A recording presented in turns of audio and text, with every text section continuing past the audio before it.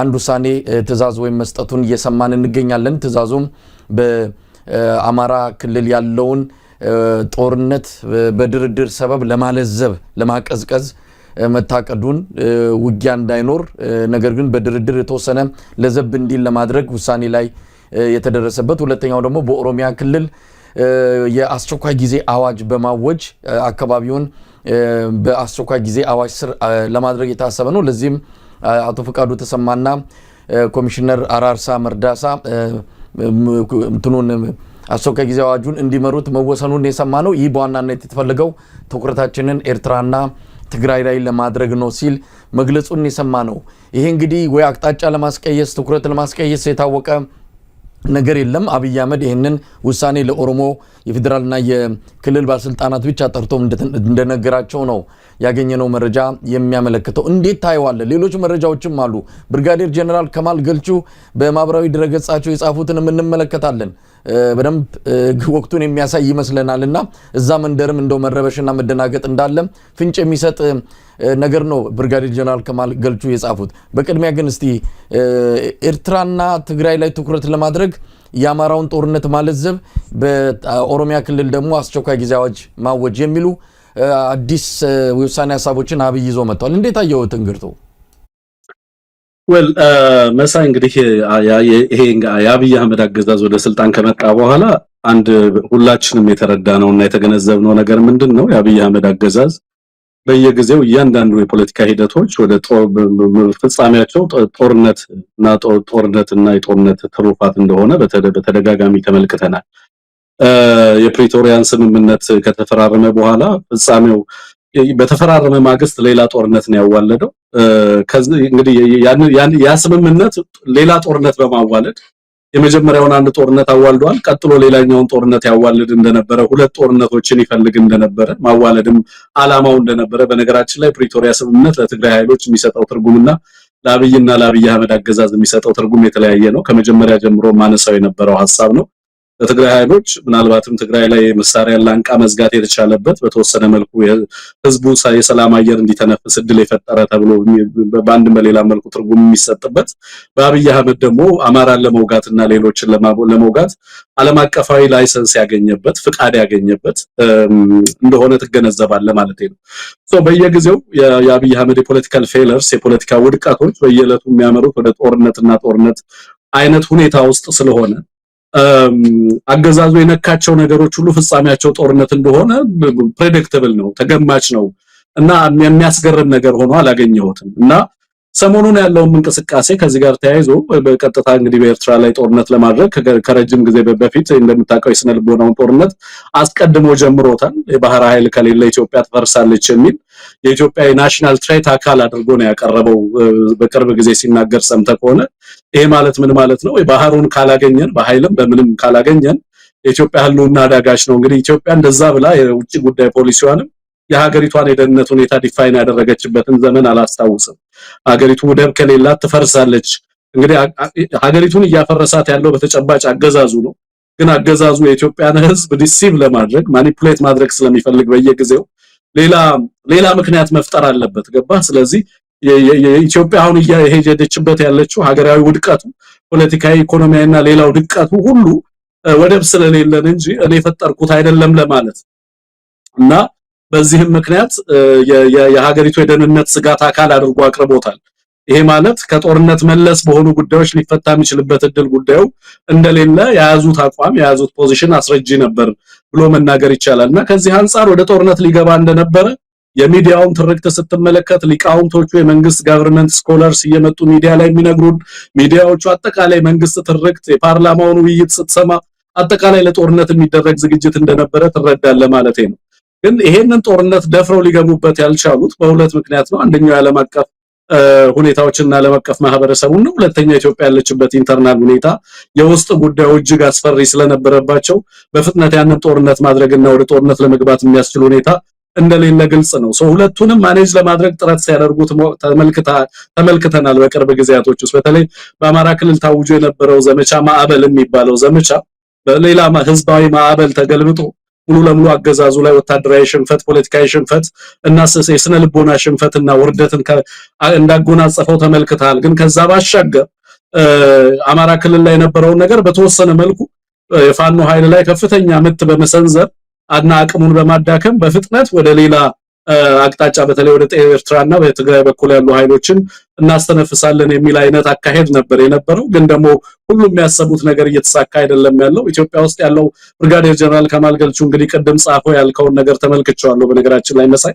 ከጻፋቸው ነገሮች አንዱ ገና ሲጀምር በአማራ ክልል ያለው ጦርነት እንደውም ቃል በቃል ብታሳየኝ ደስ ይለኛል እዚህ ላይ ብናነበው ሁሉ ማለቴ ነውና በአማራ ክልል ያለው ጦርነት ከአቅምና ከቁጥጥር ውጪ መሆኑ ግልጽ ነው ያለ ለፒፒ ኦፊሻሎች ለብልጽግና አገዛዞች ራሳችሁን እየካዳችሁ እስከመቼ ነው የምትሄዱት ከመቼ ነው የምትዘልቁት በአማራ ክልል ያለው ጦርነት ከቁጥጥር ውጪ ሆኖባችኋል ትግራይ ላይ ያለው ጦርነት ትግራይ ላይ ያለው ሁኔታ ወደ ጦርነት ሊገባ ከጫፍ እንደደረሰ ግልጽ እየሆነ መጥቷል በኦሮሚያ ክልል ያለው በኦሮሞ ህዝብን በኃይልና በጉልበት እናንበረክካለን የሚለው አካሄድም እንደዚሁ ከህዝብ ጋር ከፍተኛ የሆነ ቅራኔን ፈጥሯል የሀገሪቱ ኢኮኖሚ ሙሉ ለሙሉ የጦርነት ኢኮኖሚ ሆኗል በዲፕሎማሲውም በሁሉም ዘርፎች ሀገሪቷ እየገጠማት ያለው ነገር ራሳችሁን ለማዳን አይደለም አገርን ማዳን ቀርቶ ራሳችሁንና የራሳችሁን ህይወት ለመታደግ የሚያስችል አይደለም የሚል አይነት ጽሑፍ ነው የጻፈው ስለዚህ ወደ ራሳችሁ ወደ ቀልባችሁ ብትመለሱ ራሳችሁንም ከማታለል ብትወጡ የተሻለ ነው የሚል አይነት ድባብ እንደዛ አይነት ትርጉም የሚያሰጥ ነገር ነው የጻፈው መሳይና አጠቃላይ ትላንትናና ሰሞኑን የነበረው እንግዲህ እንደዚህ እንደምታየው ለብልጽግናና ለነሞኒ ቃሞኒ ፒፒ ያለ ነው የጻፈው ለፒፒና ለፒፒ ደጋፊዎች ነው እና በመንግስትና በአገዛዝ ውስጥ ላሉ ሰዎች ነው የተጻፈው በዚህም እንግዲህ በግልጽ ምንድነው የሚለው ወራን ያማራ ወንጂን ታሲፈሙ ኡልፋታጅራ ከንትግራይ ደሞ ያው የትግራዩ ደሞ ለሌላ ጦርነት እየተዘጋጀ ነው የሚለው በሌሎችም አካባቢዎች ላይ ኦሮሚያ ውስጥ ያለውን ሁኔታ እንደዚሁ በስፋት ይዳስሳል አጠቃላይ ራሳችሁን እስከመቼ እያታለላችሁ ነው የምትዘልቁት በእንደዚህ አይነት ሁኔታ ውስጥ ሀገሪቷን ቀርቶ ራሳችሁን ልትታደጉ አትችሉም የሚል ነገር ነው ያነሳላችሁ ያለው በቅርቡ ደግሞ እንዳልከው በኦሮሚያ ክልል የኦሮሚያ ክልል አስተዳደር እንደው በብዛት በአማርኛ አልተነገረም በተለያዩ ሚዲያዎችም ላይ ታዘብየዋለሁ እኔ ግን ከሳምንት በፊት በነበረኝ መረጃ ኦሮሚያ ውስጥ እና የኦሮሚያ ክልልና አስተዳደር ሙሉ ለሙሉ በስቴት ኦፍ ኢመርጀንሲ ወይንም በአስቸኳይ ጊዜ አዋጅ እንዲተዳደር የክልሉንም ሁኔታ በዋናነት እንዲመሩ አራርሳ መርዳሳና ፍቃዱ ተሰማ ተመድበው እንደነበረ መረጃዎች ይወጡ ነበር እነዛ መረጃዎች ነው አንተም ያነሳው ምክንያቱም ኦሮሚያ ውስጥም ያለው ነገር ከቁጥጥር ውጪ እየወጣ ነው እንደምታውቀው በአዲስ አበባ ዙሪያና በሸገር ዙሪያ ነው አሁን ጦርነት እየተካሄደ ያለው አገዛዙ ሙሉ ለሙሉ በአዲስ አበባና በአዲስ አበባ ደሴት ላይ ታጥሮ ያለ አገዛዝ እንደሆነ ነው የምትመለከተው መጻይና በርካታ የሀገሪቱ አካባቢዎች ለጣፈንታቸው የተተው ነው የሚመስለው የሀገሪቱ ሰላም በድንበርም በሌሎችም ዘርፉ በአካባቢዎች ያለው ሁኔታ እጅግ አሳሳቢ የኢኮኖሚ ሁኔታ በእንቅርት ላይ ጆሮ ደግፍ እየሆነ ነው ሰሞኑን እና ዛሬና ትላንት እንግዲህ እየተነገረ ያለውን የዚህ ተጨማሪ የኢንካም ታክስ አዋጅን ማስመልከቶ እየተነሳ ያለው ነገር በህዝቡ ዘንድ እየፈጠረ ያለው ፍራስትሬሽን ከህዝቡም አልፎ እንደው ያገዛዙ ደጋፊ ናቸው ለወትሮ የምንላቸው ተቋማት ሁላ ሳይቀር ስጋታቸውን እያንጸባረቁ ነው ያሉት ከህዝብ ጋር ሲወግኑ አይተናቸው ማናቃቸው ተቋማት ሁላ ፍርሃታቸውን ምን አይነት አደጋ ሊመጣ እንደሚችል እየገለጹ ያሉበት ሁኔታ ነው ያለው አጠቃላይ ፖለቲካዊ ሁኔታው እጅግ አሳሳቢ ነው የጸጥታና የደህንነት ሁኔታው አገሪቷ ላይ እጅግ እየተባባሰ የመጣበት ሁኔታ ነው ያለው የጦርነት ሁኔታ በተለይ ውስጥ ያለው ጦርነት በጣም አሳሳቢ ነው ትላንት ደግሞ ስንሰማ ነበር ከኤርትራ በኩል እንደዚህ ጥቃት ሲሰነዘረብን ነበር የሚል ያገዳዙን ፕሮፓጋንዳ ስንሰማ ነበር እንዳልኩ አገዛዙ በነገራችን ላይ እንደዚህ አይነት ዜናዎችን ፋብሪኬት ማድረግ ይፈልጋል መሳይ ለፕሮፓጋንዳ ይጠቅመዋል ምክንያቱም በኤርትራ በኩል ተተኮሰብኝ ማለት እንግዲህ ከዛ በኋላ ራሴን ለመከላከል ነው ወደዚህ ጦርነት የገባሁት የሚለው ዓለም አቀፋዊ ጀስቲፊኬሽን ለመሙላት የሚያስችለኝ ነው ብሎ ስለሚያስብ እንደዚህ አይነት የፈጠራ ትርክቶችን መፍጠር አስፈላጊ ሆኖ ስላገኘ ትላንት በሁሉም ሚዲያዎች እንዲህ አይነት ነገር እንዲስተጋባ ነበር ሲያደርግ የነበረው ግን በተጨባጭ መሬት ላይ ደውለን በርካታ ሚዲያዎች ለማጣራት ያደረጉት ጥረት ሙሉ ለሙሉ ሁኔታው ውሸት እንደሆነ ነው የሰማነውና ራሱ አገዛዙ የፈጠረው እንደሆነ ይሄንንም ለምን እንደፈጠረ በቀጣይ ሊያደርግ የፈለጋቸው ትንኮሳዎች አሉ ግን አስቀድሜ ተተንኩሻለሁ ለማለት የሚያስችለው እንደዚህ ባለም አቀፍ ደረጃ በተለይ ጦርነትን አስቀድሞ መጀመር ምን ያህል አዳጋችና ምን ያህል ዋጋ እንደሚያስከፍል ስለሚገነዘቡ በኤርትራ በኩል ትንኮሳ ተፈጸመብን የሚለውን ነገር በክስ መንገድ ማቅረብ ይፈልጋሉ ስለዚህ ይሄንን በፕሮፓጋንዳ መልክ ትላንት ሲያስነግሩ ነበር ያሉት በአጠቃላይ ግን መሳይ እንዳልከው እጅግ አሳሳቢ ሁኔታ ውስጥ አገሪቱ ያለችበት ሁኔታ ነው ያለው ኦሮሚያን በተመለከተ ግን ያነሳው ትግራይንም በተመለከተ በተለይ ሃይማኖት አባቶች ወደ ትግራይ ሄደው ነበር። በጣም የሚያሳዝን ነገር ነው በነገራችን ላይ በዛ ረገድ ያለው እሱን እንደው ትንሽ ሐሳብ ብሰጥበት ደስ ይለኛል መሳይ ከፈቀድክልኝ። ምናልባት በኋላ ላይ በዚህ ረገድ ሌላ የምታነሳው ጥያቄ ካለ ወደዛ መለስበታለሁ። ግን እንዳልከው እንግዲህ በተናጠል እንመልከታቸው ብዙ መረጃዎችን ነው አንተም ያከፈልከን ያነሳኸውም። እስቲ በተናጠል እንመልከታቸው። መጀመሪያ ላይ ያነሳነው ሐሳብ በአማራ ክልል ጦርነቱን ማለዘብ ይችላሉ። አሁን እንግዲህ አብይ አህመድ ሰኔ 28 ላይ የኦሮሚያ የክልልና የፌዴራል ባለስልጣናትን ብቻ ሰብስቦ የሰጣቸው ትዕዛዝ የአማራውን ጦርነት ማለዘብ በድርድር ስም፣ በኦሮሚያ ደግሞ አስቸኳይ ጊዜ አዋጅ ማወጅ፣ ከዛ በኋላ ፊታችንን ትኩረታችንን ወደ ኤርትራና ትግራይ ማድረግ ብሏል።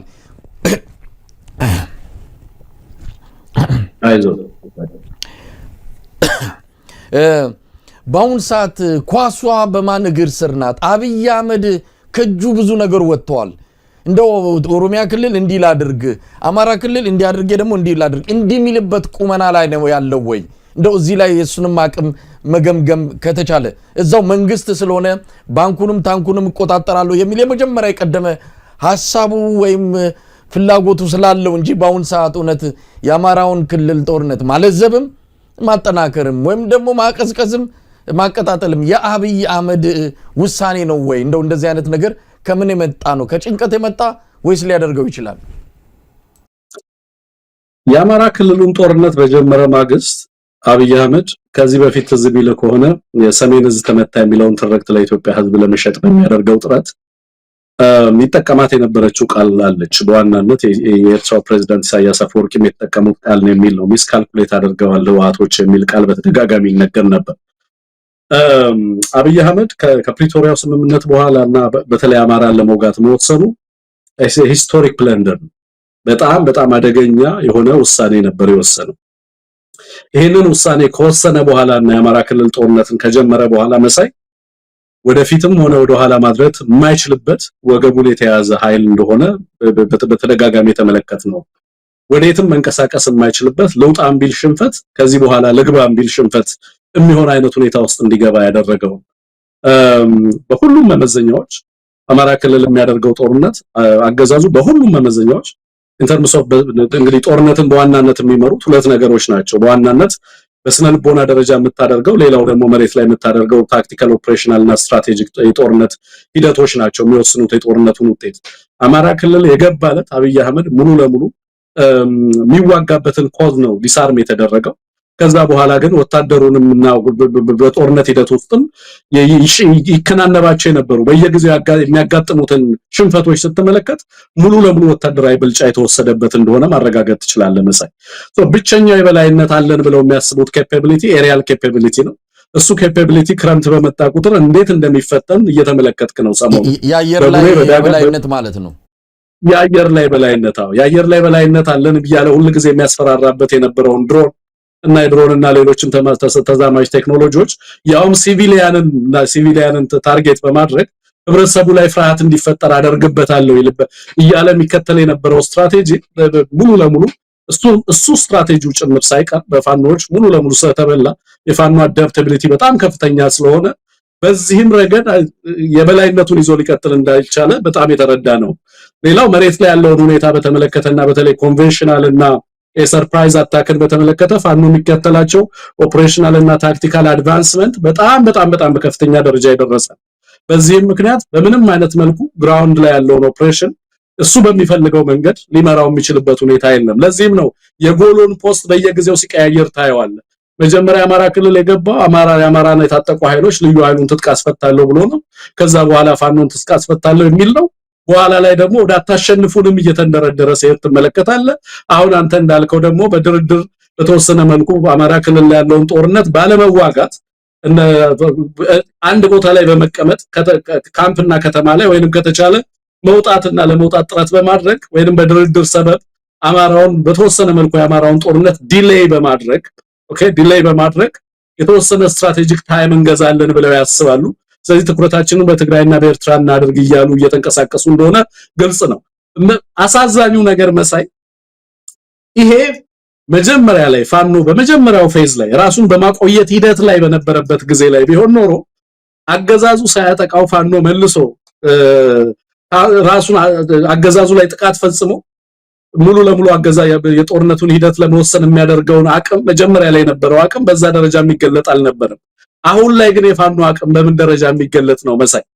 አሁን ያለው አቅም ፋኖ ሙሉ ለሙሉ ኮንቬንሽናል ጦርነት ማድረግ የሚያስችለውን አቅም እየገነባ ነው። የእግረኛ ሰራዊቱ የተደራጀበትን አደረጃጀት ስትመለከት፣ የሚታጠቃቸውን መሳሪያዎች ስትመለከት፣ የሚያደርጋቸውን የጦርነት ስልቶችና የኦፕሬሽኑን ስፋት ስትመለከት በአንድ ጊዜ በሁሉም አቅጣጫ በርካታ ጦርነቶችን ማድረግ በሁሉም ጦርነቶች ድልን መጎናጸፍ የሚችል ኃይል ሆኖ ስትመለከት ይሄን ጦርነት አገዛዙ ዲክቴት የሚያደርግበት ጊዜ አልፏል። ስለዚህ አሁን በፋኖች የጦርነት እቅድ እንጂ ይሄ ጦርነት የሚመራው በአገዛዙ የጦርነት እቅድ የሚመራ አይደለም። ምክንያቱም አገዛዙ የጀመራቸው ያደረጋቸው ዘመቻ እኔ እስከማውቀው ድረስ እንግዲህ በርካታ ሰኔ 30 ወይንም እስከ 30 ድረስ የሚያደርጋቸውን ዘመቻዎች ሙሉ ለሙሉ የተሸነፈበት ነው። የመጨረሻውን ውድደት ተከናነበ የሚለው ደግሞ በዘመቻ ማዕበል በፋኖች መካከል በተወሰነ መልኩ ፍሪክሽን ተፈጥሯል የሚል አጋጣሚን ተጠቀመ። በዛ ምክንያት ገባለው አለ።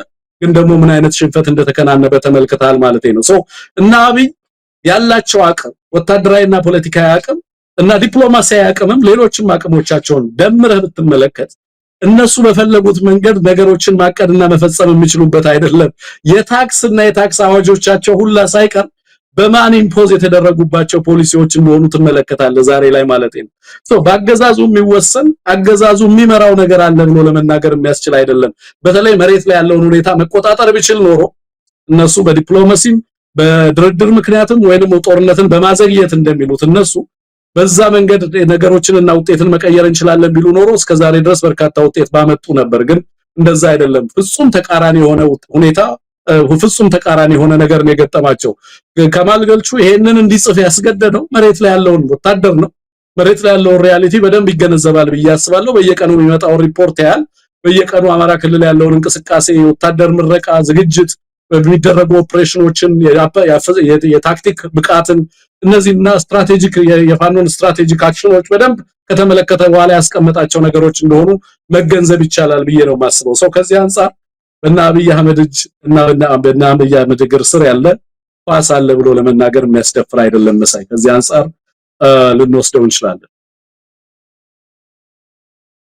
ትንግርቱ እንደው ጀነራል ከማል ገልቹ ጋር ትንሽ እንቆየ። በጣም አስገራሚ ነው እንግዲህ የኦሮሚያ ክልል ባለስልጣናት የቀደሙትም ከተለያዩ ወገኖች ያሉትም ያው የለውጡ ሰሞኑ የአንድ አይነት ድምጽ ይሰማ ነበር። ቀስ እያለ ግን የተንጠባጠበ ያ ካምፕ የተለያዩ ጎራዎች እየተፈጠሩበት መጣ። አሁን ከብልጽግና ውስጥም እንግዲህ የወጡ የአብይ አህመድ አገዛዝን እያጋለጡ ይገኛሉ። ከማል ገልቹ መሬትን ያነባል። የቀድሞ የመከላከያ ሰራዊት ከፍተኛ ወታደራዊ አዛዥ የነበረ ኤርትራ በረሃ ውስጥ የኦሮሞ ነጻነት ግንባርን አንደኛውን አንጃ ሲመራ የነበረ ከዛ በኋላ ከመጣም በኋላ የኦሮሚያ ክልል የጸጥታና ደህንነት ቢሮ ኃላፊ የነበረ ታስታውስ እንደሆነ ያንን የ22 ባንኮች ሲዘረፉ ማን ይሄንን እንደሚያከናውን ከጀርባው ማን እንዳለ ስለተገለጸ በአሁን ሰዓት ድምጹን አጥፍቶ እንዲቀመጥ ተፈልጎ በአንድ አካባቢ ላይ የሆነ ኢንቨስትመንት ስራ ላይ ተሰማርቶ በእርሻ ስራ በከፍተኛ ሀብት ላይ የሚገኝ እንደሆነ እንሰማለን። ይሄንን በተረጋገጠ መልኩ ወደፊት ሊወጣ ይችላል። ግን ያን ሁሉ አልታየውም። አሁን የታየው የሀገሪቱ የጸጥታ ሁኔታ ነው። ከመንግስት እጅ እየወጣ እንዳለ ተረድቶታል። ከማል ገልቹ ወታደር ነው፣ መሬት ላይ ያለውን ያነባል። ስለዚህ ምንድነው አሁን ስጋቱ? በኋላ ነፍሳችሁን እንኳን ለማትረፍ የማትችሉበት ሁኔታ ውስጥ ነው የገባችሁት ይላል። በሌላ በኩል ደግሞ የአማራውን ጦርነት ማሸነፍ እንደማይችሉም ከማል ገልቹ በግልጽ አስቀምጦታል። እስቲ ስለ ከማል ገልቹ ጽሁፍ እንደው የተወሰነ ነገር ማለት ቢቻል ቀደም ሲል ከተጠቀሰው ተጨማሪ። ልክ ነው እንግዲህ በጽሁፉ ላይ የገለጸውም ነገር እሱ ነው። በነገራችን ላይ በዚህ ደረጃ ሲገለጽ ምናልባትም የመጀመሪያ ነው። በርካቶች አማራን በተመለከተ አገዛዙ ምን አይነት ፖሊሲ እንደሚከተል ገልጸዋል። እንግዲህ እዚህ ላይ የሚለው ለፒፒ ራሳችሁን መፈራራትታችሁ ነሞኒ ፊቃሞኒ ፒፒ ወልሰዷችሁ ይፍተኒ የሮን ኡጋ ወለት ሂሙ ቀብደኒ ነው የሚለው። እውነቱን መነጋገር ያለባችሁ ጊዜ ላይ ደርሳችኋል ነው የሚለው። ከዛ ውጪ ግን በጣም ከፍተኛ አደጋ እየመጣባችሁ እንዳለ ግልጽ ነው። ወራኒ አማራ ወሊንታ ሲፈሙ ልፋታ ጅራ ነው የሚለው ከአማራ ጋር የሚካሄደው ጦርነት እየከበደ መጥቷል ከትግራይ ጋር ደግሞ ያለው ኩልኩሌራ ነው የሚለው ከትግራይ ጋር ያለው ጦርነትም ሊፈነዳ ጫፍ ላይ ደርሷል ነው የሚለው ሌሎችም ጉዳዮችን ያነሳል ከኦሮሞ ጋር እና የኦሮሞ ህዝብ በምን አይነት አፈና ውስጥ እንዳለ በግልጽ አስቀምጦታል የዲናግዴውን በተለይ የንግዱን ሁኔታም እንደዚሁ በከፍተኛ ደረጃ አስቀምጦታል የጦርነት ፖለቲካል ኢኮኖሚ ሀገሪቷ ውስጥ እንዳለ ሙሉ ለሙሉ ለጦርነት ሰፕላይ የሚያደርግ ስርዓት ነው ያለው ከዚህ አሁን አጠቃላይ ሀገሪቱ ውስጥ አለ የሚባለው የንግድና ኢኮኖሚ እንቅስቃሴ የጦርነት ኢኮኖሚ ነው ብሎ መናገር በሚችልበት ደረጃ ነው ያለው ለፒፒ ያሉ ድጋፎችም በህብረተሰቡ ደረጃ ያለው ድጋፍ በምን አይነት ደረጃ እያሽቆለቆለ እንደመጣ ያነሳቸው ነው የሚሆነው እነዚህ ነገሮች ሁሉ አንስቶ ለአገዛዙ ባለስልጣናት በግልጽ የጠየቃቸው ጥያቄ እስከመቼ ነው ራሳችሁን እንደዚህ እየዋሻችሁ የምትቀጥሉት ሁኔታው እጅግ አሳሳቢ ነው እንኳን ራሳችሁ እንኳን ሀገርና ከዚህ በኋላ ሌላ ነገር ልንሰራለን ብላችሁ ራሳችሁንና ህይወታችሁንም ማቆየት የምትችሉበት ሁኔታ እየተመናመነ የመጣ ነው የሚል ነው መሳይ በዚህ ደረጃ ነው የጻፈው እንዳልከው ሰውየው ከዚህ በፊትም በጸጥታ ዘርፍ በኦሮሚያ ውስጥ ትልቅ ኃላፊነት ላይ የነበረ ግለሰብ ነው ከዛም ውጪ ደግሞ በጦርነትና በተለይ አካባቢው ላይና ቀጠናው ላይ ያለው ሁኔታ በትክክል የሚገነዘብ ሰው ነው ብለን ልታናገር ትችላለህ ኤርትራም የቆየ ሰው ነው በመከላከያ ሰራዊቱና የመከላከያ ሰራዊቱንም ሁኔታ ከዚህ በፊትም ያውቅ ነው በኦሮሚያ ውስጥ ያለውን እንቅስቃሴና የሰላም ሁኔታ ይገነዘባል በትግራይና በአማራ ክልል ያለውን ሁኔታ በትክክል የሚገነዘብ ይመስለኛል የእንደነዚህ አይነት ሰዎች ምስክርነት በቀላሉ የሚታይ ጉዳይ አይደለም አገሪቱ ውስጥ ያለው አሳሳቢ ሁኔታ እየተባባሰ መምጣቱን በትክክል ያስረገጠ ነው ሁሉም ዘርፍ ነው የቃኘው የጦርነቱን ሁኔታ በየክልሉ ያለውን ሁኔታ የኢኮኖሚውን ሁኔታ በሚገባ አስቀምጦታልና እስከመቼ ነው ራሳችሁን የምትዋሹት ይሄንን እውነት ለመጋፈጥና ሰውየውን ለማስቆም ካልሰራችሁ ህይወታችሁን እንኳን ለመታደግ በኋላ ላይ ትቸገራላችሁ የሚል ምክረ ሐሳብም ጭምር ነው የጨመረላቸው አይ ቲንክ በተጨባጭም መሳይ መሬት ላይ ያለው ነገር እንደዛ ነው እየሆነ ያለው ሰዎቹ ራሳቸውን እያታለሉ አሁን የገቡበትንም ሁኔታ ተመልክተዋል እንግዲህ ዛሬ ሪፎርም ብለው በፓርላማ ያጸደቋቸው አንዳንድ ህጎችንም ስትመለከት በቀጣይ ምን አይነት ህዝብ ቁጣ ሊቀሰቅስ እንደሚችል ራሱ የዚህ ፖሊሲ ባለቤት ይሄንን ፖሊሲ ዲክቴት የሚያደርገው በበላይነት አይኤምኤፍ ጭምር ምን አይነት አደጋ ሊከሰት እንደሚችል እና ይሄንንም አደጋ ለመወጣት በጣም አዳጋች እንደሚሆንባቸው አስቀድሞ እየነገራቸው ነው ያለው ስለዚህ በቀጣይ አሁን ያለው ሁኔታ ብቻ አይደለም በቀጣይ የሚፈጠሩትም ሁኔታዎች እጅግ አሳሳቢ ናቸው መሳይ ኢኮኖሚውን ሁኔታ አይ ቲንክ አንተም ሰሞኑን በደንብ ስተነትልበት ነበር ወደ ኢኮኖሚ መጣለው እንደው ትንግርቱ ትግራይ ላይ ሽማግሌ ልኳል አብይ አህመድ እንግዲህ ትግራይ ላይ ሽማግሌዎቹን ሲልክ ሽምግልና አይደለም የላከው በዋናነት ማስፈራሪያ ነው የላከው እረፉ አርፋችሁ ተቀመጡ ነው ከፈለጋችሁ እስከ ጦርታችሁ እስከ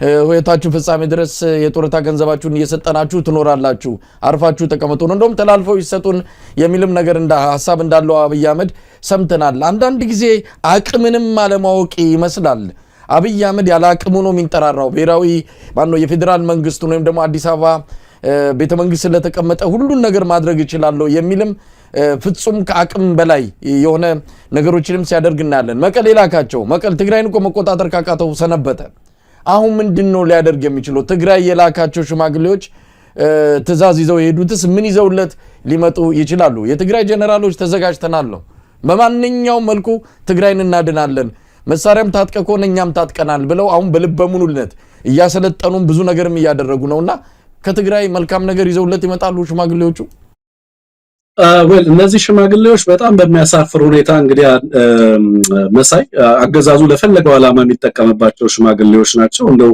የአብይ አህመድ የጦር የሃይማኖት ጀነራሎች የሚለውን ስያሜ ብትጠቀም ማጋነን አይደለም የሚሆነው እንግዲህ መስቀል ይዘዋል የእስልምና የክርስትና የሌሎች እምነት አባቶች ተብለው የሚገለጹ አባቶች ናቸው ግን እዛ ለምን እንደሄዱ ማናችንም እናውቃለን አብይ አህመድ ኢቭን ስለ ጦርነቱ አይደለም እዛ ይላካቸው በነገራችን ላይ ሊነሳ ይችላል ስለሚለው ጦርነት አይደለም እነዚህ ሰዎች ሁሉ ጊዜ እንደ ትሮጃን ሆርስ ነው የሚጠቀምባቸው እንደ ትሮይ ፈረስ ነው የሚጠቀምባቸው ለዲፕሎማቲክ ማህበረሰቡ በቀጣይ ለመጫወት የሚፈልጋቸውን ጨዋታዎች ጦርነቱ ከተጀመረ በኋላ እሱ በሚፈልገው መንገድ ነው ጦርነቱን የሚጀምረው ለራሱ ግባት በነገራችን ላይ አብይ አህመድ ጦርነትን የሚዋጋው ለማሸነፍ አይደለም ብያለሁ እኔ for አብይ አህመድ war is a policy ጦርነት ለአብይ አህመድ ፖሊሲ ነው it is not fought to be won አብይ አህመድ ጦርነትን የሚዋጋው ለማሸነፍ ሳይሆን ጦርነቱ በራሱ እና በዚህ አይነት ስርዓት ብቻ ነው ሀገርን ሊያስተዳድር የሚችለው ብሎ የሚያምን አገዛዝ ነው በነገራችን የሱ ሰላም ጦርነት ነው war is peace የሚል ኦርዌሊያን አይነት ማይንድ ሴት ያለው ግለሰብ ነው በተደጋጋሚ የምናገረው ጉዳይ ነው እነዚህ አባቶች እዛ ሲላኩ ኦኬ ፓርላማ ላይ ምንድነው ያላቸው አሁን የምንዋጋው ቀጣይ የምንዋጋው ጦርነት እንደ በፊቱ ተራራ መያዝና መልቀቅ አይደለም ይያለ ሲናገራቸው ሰምተሃል እና ሂዱና አስቆሙ ይላቸዋል ማን ነው ሀገሪቷን የሚመራው ሀገር በጄሮንቶክራሲ የምትተዳደር አይደለችም በሽማግሌዎች የምትተዳደር አይደለችም በሃይማኖት አባቶች የምትተዳደር አይደለችም ህግ አለ ኢቭን ለፓርላማው አይደለም አፒል የሚያደርገው የሀገሪቷን ህዝብ ወክለው የተቀመጡት ሰዎች እዛ ቁጭ ብለዋል ግን እዛ ተጋባዥ የሆኑ የሃይማኖት አባቶች ነው ሄዱና አስቆሙ ጦርነቱን የሚለው ሀገሪቷን የሚመራው የሃይማኖት አባት ነው ሽማግሌ ነው ወይስ የሀገሪቱ ፓርላመንት ነው የሀገሪቱ ፓርላማ አይ ነው በዛ ደረጃ ዲስኢምፓወርድ የሆነ ሀገርንም ታሪክንም ህዝብንም የማይመጥን መሳቂያ እንደሆነ እገነዘባለሁ ግን ቢያንስ በዛ ፓርላማ ውስጥ የሽምግልና ሮልና የሃይማኖት አባትነት ሮል ከመንግስታዊ ጦርነትን ከማወጅና ካለማወጅ ጋር የተገናኘበት ሁኔታ እጅግ አስፈሪ ነው መሳይ አብይ አህመድ ጦርነት ይጀምራል በጦርነት ሂደት ውስጥ ለዛ ጦርነት ሌጂቲሜሲ የሚሰጡት እነዚህ ሃይማኖት አባቶችና ሽማግሌዎች ናቸው ሀገሪቱ ውስጥ የተፈጠረው ከፍተኛ የፖለቲካዊ ቀውስ በሽምግልና እንዲመጣ አሳንሶ ጉዳዩ እነዚህም አባቶች ይሄ ጉዳይ አማራ ክልል ለምሳሌ ተመሳይ ተመልከት ላለፉት 2 አመታት የማያባራ እልቂት እየተመዘገበ ነው ያለው ኦሮሚያ ውስጥ በተመሳሳይ ሁኔታ ልጆች ወንድ ልጆችን ትምህርት ቤት መላክ አልተቻለም ኦሮሚያ ውስጥም ቢሆን በነገራችን የአማራ ትምህርት ቤቶች የጤና ተቋማትን ልነግርህ አልችልም ከትግራዩ ጦርነት ጊዜ ጀምሮ የለም ትምህርት ቤት ጤና ጣቢያም የለም ወድሟል ይሄንን ለማስቆም ያልደፈሩ የሃይማኖት አባቶች አብይ በፈለጋቸው ሰዓትና በከፈላቸው ሰዓት የሆነ ቦታ ላይ የሚሄዱ ለዚህ ግለሰብ ፖለቲካልና ዋር ቴምፕሌት የተመቻቹ ሆነው በሱ በሚፈልገው የጦርነት ፎርሙላ ውስጥ ይሄንን አገልግሎት እያንዳንዱን ተቋም ጦርነት ለማወጅና ጦርነት ለማስፈጸም ይጠቀምበታል ቴሌኮሙ የጦርነት ስለላ መረጃ ሲሰጠው ተመለከታለህ መከላከያው ጦርነቱን ይዋጋለታል የፋይናንስ ተቋማቱ ባንኮቹ ሳይቀሩ በጦርነት እንቅስቃሴ ውስጥ ኢንጌጅ ሲያደርጉ ተመለከታለህ መንፈሳዊ ተቋማት ህዝብና መታደግ ሳይሆን ካገዛዙ ጋር ሆነው የዚህን አገዛዝ የጦርነት ፖሊሲ ሲያስፈጽሙ እነዚህ ግለሰቦች አንድ በአንድ ብታነሳቸው ሃይሊ ኢመርሰድ ናቸው በአገሪቱ ፖለቲካ ውስጥ እነዚህ ሃይማኖት አባቶች የምትላቸው ቤተክርስቲያንን ለመክፈት በብሔርና በማንነታቸው ቤተክርስቲያኖች ሲኖዶሱ እንዲከፈል መጅሊሱን የነበረውን ሂደት ታስታውሳለህ በቀጥታም የዚህ አገዛዝ ቀኝ እጅ ሆኑ በዚህ ጦርነት ሂደት ውስጥ ያገዛዙ የፖሊሲ አስፈጻሚዎች የተልእኮው ተሸካሚዎች ያስተሳሰቡና ፖሊሲው ተሸካሚዎች ናቸው እዛ የሄዱት ይሄንን ሚሽን እሱ ለሚፈልገው ዓለም አቀፍ ለዲፕሎማቲክ ኮሚኒቲው ለማሳየት ይሄው ጥረት አድርጌያለሁ ለማለት የሃይማኖት ተቋማት ሳይሄድ ቀሩ ሄደው እግራቸው ላይ ነገ ደግሞ እነሱን ምን ያደርጋል ጦርነቱን ሲጀምር ሄደ እግራቸው ላይ ወድቀን እንበያሉ ብላችሁ ተናገሩ እያለ ደግሞ ያመጣቸው እነዚህ ነው ተመሳሳይ ቴምፕሌት የዛሬ 4 አመት የተጠቀመውን የጦርነት ሂደት ዛሬ ላይ ለመጠቀም በዛው ተመሳሳይ አይነት መንገድ ሲመላለስ ስትመለከት እና እነዚህም አባቶች እንግዲህ የተባሉት ለዚህ አገልግሎት ተመሳሳይ ሚና እየተጫወቱ ስታይ በጣም ታዝናለህ መሳይ በርግጥ እነዚህ አባቶች ናቸው ወይ እና አቡነ ጴጥሮስን የመሳሰሉ አባቶች በተነሱበት ሀገር ላይ እንደዚህ አይነት አባቶች እንዴት ተነሱ የሚለውን ነገር እንድትጠይቅ ያደርጋል እውነት ለመናገር ስለ ሰላም ከሆነ ሀገሪቱ ውስጥ እየረገፈ ያለውን ህዝብ ከዛሬ እየታፈነ ያለው በእስር ቤት እየበሰበሰ ያለው በማንነቱ መከራና ስቃይ ያለው በረሃብ የሚታመሰው ይሄን ሁሉ ሂደት የተፈናቀለው ቤቱ የሚፈርስበት በየጎዳናው የተበተነው ህዝብ አምሮውን የሳተው ህዝብ በረሃብ የሚያልቀው ህዝብ ጉዳያቸው አይደለም እስከዛሬ ድረስ እንግዲህ ጨርቃቸውን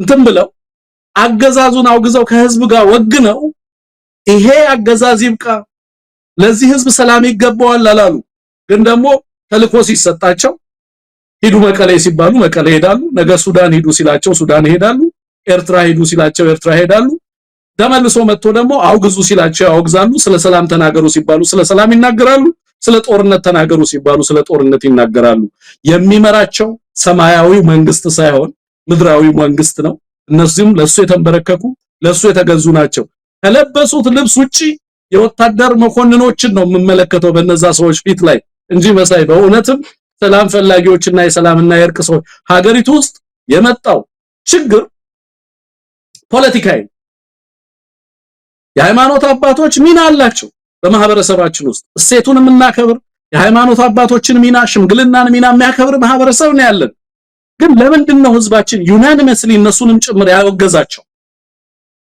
ሀገሪቷ የገጠማትን እውነተኛና ተጨባጭ ችግር እየተመለከቱ ልክ ችግሩ በሁለት ግለሰቦችና በባልና ሚስት መካከል እንደተፈጠረ ችግር በሽምግልና ለመፍታት የሚያደርጓቸው ጥረቶች ጦርነትን የሚያህል ዝግጅት እየተደረገ የሀገር ሽማግሌዎች ሄደው እንደዛ አይነት ነገርንና ላገዛዙ እነዚህ ተቋማት ሙሉ ለሙሉ ያገዛዙ ቱል ሆነው በንጹሃን ህዝቦች ላይ በሰላም ላይ ዊፐናይዝ የተደረጉ ከጦርነት በፊት ጦርነትን የሚያበስሩ ሆነው ነው የተመለከትኳቸው እውነት ለመናገር ማለት ነው አይጠየቁም በህዝባችን አይመረመሩም ምክንያቱም ጥበቃ ይደረግላቸዋል ባገዛዙ የልጆቻቸው እልቂት የምእመናኖቻቸው እልቂት የአባቶች እልቂት የተማሪዎች እልቂት የቤተ ክርስቲያን መቃጠል የመስጊዶች መቃጠል የህዝብ ሙስሊሙ መሰቃየት የህዝቡ መፈናቀል ጉዳያቸው አይደለም የትኛውን ሃይማኖት ነው የሚወክሉት የሚል ጥያቄ የትኛውን ህዝብ ነው የሚወክሉት ከማጋር ነው የቆሙት የሚለውን ነገር ተመለከታለን በእርግጥ እነዚህ ሰዎች ቄሳራዊ ናቸው የቆሙትም ካገዛዙ ጋር ነው ስለ ህዝብ ሰላምና ደህንነት የሚጨነቁ ቢሆን ኖሮ ላለፉት 2 ዓመታት በማያባራ ልቂት ውስጥ የተማገደ ህዝብ ፊታቸው ላይ ነው ያለው ፊታቸው ላይ ሄደው ግን ይሄንን ለማስቆም የሚያደርጉት ጥረት አለ መሰለኝ የለም እንደውና ትንግርቱ አሁን ምንም ይሁን እነሱ ኢትዮጵያ በሃይማኖት አባቶች እውነት ለመናገር ህዝቡ በጣም ነው ያዘነው በሁሉም እምነት ውስጥ ያሉትን መሪዎችን ነው በጣም ያዘነበት ዘመን ላይ ነው ከመመናን ለቅሶ ይልቅ የሳንቲም ድምጽ ቅጭል ሲል ጆሮአቸው የሚቆም አባቶች ናቸው አሁን የተፈጠሩት ሀብታ ጋብሷል አሁን እነ ዳንኤል ክብረት የሚያስፈራራቸው በዋናነት ሀብት ስላፈሩ ነው በዚህን መጣባቸዋለን ይሄን ወስድባቸዋለን በሚል ነው እንግዲህ ከግራቸው እንዲበረከኩ ያደረጉትና ስለ አባቶቹ ብዙ ማለት ይቻላል ነገር ግን ሄዱ ማንን ነው የሚያነጋግሩት አሁን እነዚህ ጀነራሎች የትግራይ ጀነራሎች እውነት የነዚህ ሽማግሌዎች ማስፈራሪያ አብይን ማስፈራሪያ ተቀብለው እንደተባለው ወደዛ ሊመጡ ይችላሉ እሱ ማይታሰብ ነው ግን ሄደው ማንን ነው የሚያነጋግሩት የትግራይ ሃይማኖት አባቶችን ነው የህብረተሰብ ክፍል አለ ወይስ የትግራይ አስተዳደር ነው ማንን ሄደው አነጋግረው ምን ይዘው እንዲመጡ ነው አብይ አህመድ የፈለገው ወይስ ወደ ጦርነት ለመንደርደር እንዲማድርግ የነበረ ይህን ያህል ድረስ ሽማግሌው ሁሉ ልክ የነበረ አሻፈረኛሉ ብሎ እንደው መንደርደሪያ ለማድረግ እየተጠቀማቸው ይሆን ማንን አናግረው ምን ይዘው ለመምጣት ነው ተመሳሳይ ጦርነት ዳንስ አካል ነው የተመሳሳይ የጦርነት ሂደት ግብአቶች ናቸው እነዚህ አብይ ጦርነት ሲጀምርም ጦርነት ሲያካሂድም ከማካሄዱ በፊትም የሚያደርጋቸውን ከትርክቱ ጀምሮ ከሬቶሪኩ ጀምሮ እያንዳንዱን እንቅስቃሴውን ዝም ብለው ወደ ኋላ 7 ዓመት ወደ ኋላ ሄድና ከደይዋን ጀምሮ የመጣባቸው መንገዶች ተመልከታቸው ጦርነት ሊጀምር ሲል የሚያደርጋቸው ነገሮች አሁን በቀጣይ ምናልባት አንድ ኢንተርቪው ይሰጣል ቃለ መጠይቅ ይሰጣል በሚቀጥለው አንድ ሳምንት ነው ኦፍ ኮርስ ከዚህ በፊት ሰጥቶ ህዝቡ አልተመለከተው ግን ደግሞ ይሄንን በተመለከተ ምናልባት አንድ ቃለ መጠይቅ የሚቀርበው ይመስለኛል ከዛ ውጪ ጦርነት ለማድረግ የሚያስችሉትን ለመጀመር የሚያስችሉትን ነገሮች ሁሉ ሲሄድባቸው ተመለከታለ ማለት ነው የሃይማኖት አባቶች መምጣት ባለባቸው ታይም ላይ ነው የመጡት ምን ጠብቀው ነው መቼ ነው የሚልካቸው ብለን የጠበቅነው በሰው ሲላኩ ተመለከትን ማለት ነው በቀጣይ የት ጋር እንደሚመጡ ተመልሰው እናውቃለን ጦርነቱ ደግሞ ከተጀመረ በኋላ የት ጋር ተናገሩ ምን አደርጉ ብሎ እንደሚያመጣቸው ደግሞ የዛን የምንገነዘባለን ነው ማለት በደንብ ተመሳሳይነት ያለው በጣም አንድ አይነት ፓተርን የሚከተል በዛ ደረጃ ልታነበው ልትችለው የጦርነት ቀመር የጦርነት ፎርሙላ ያለው ግለሰብ እንደሆነ ትረዳለህ ማለት ነው እዛም የላካቸው ቀደም እንዳልከው አንተ የተደበላለቀ መልእክት ነው ይዘው ሄዱት አንዳንዴ ማስፈራራት ይፈልጋሉ ያገዛዙ ትክክለኛ ባህሪ ነው ኦዲየንሱን ይመለከታል ኦዲየንሱ የመፍራት አይነት እንዳስተማሪዎች ተሸማቆ ከሆነ የሚቀመጥልህ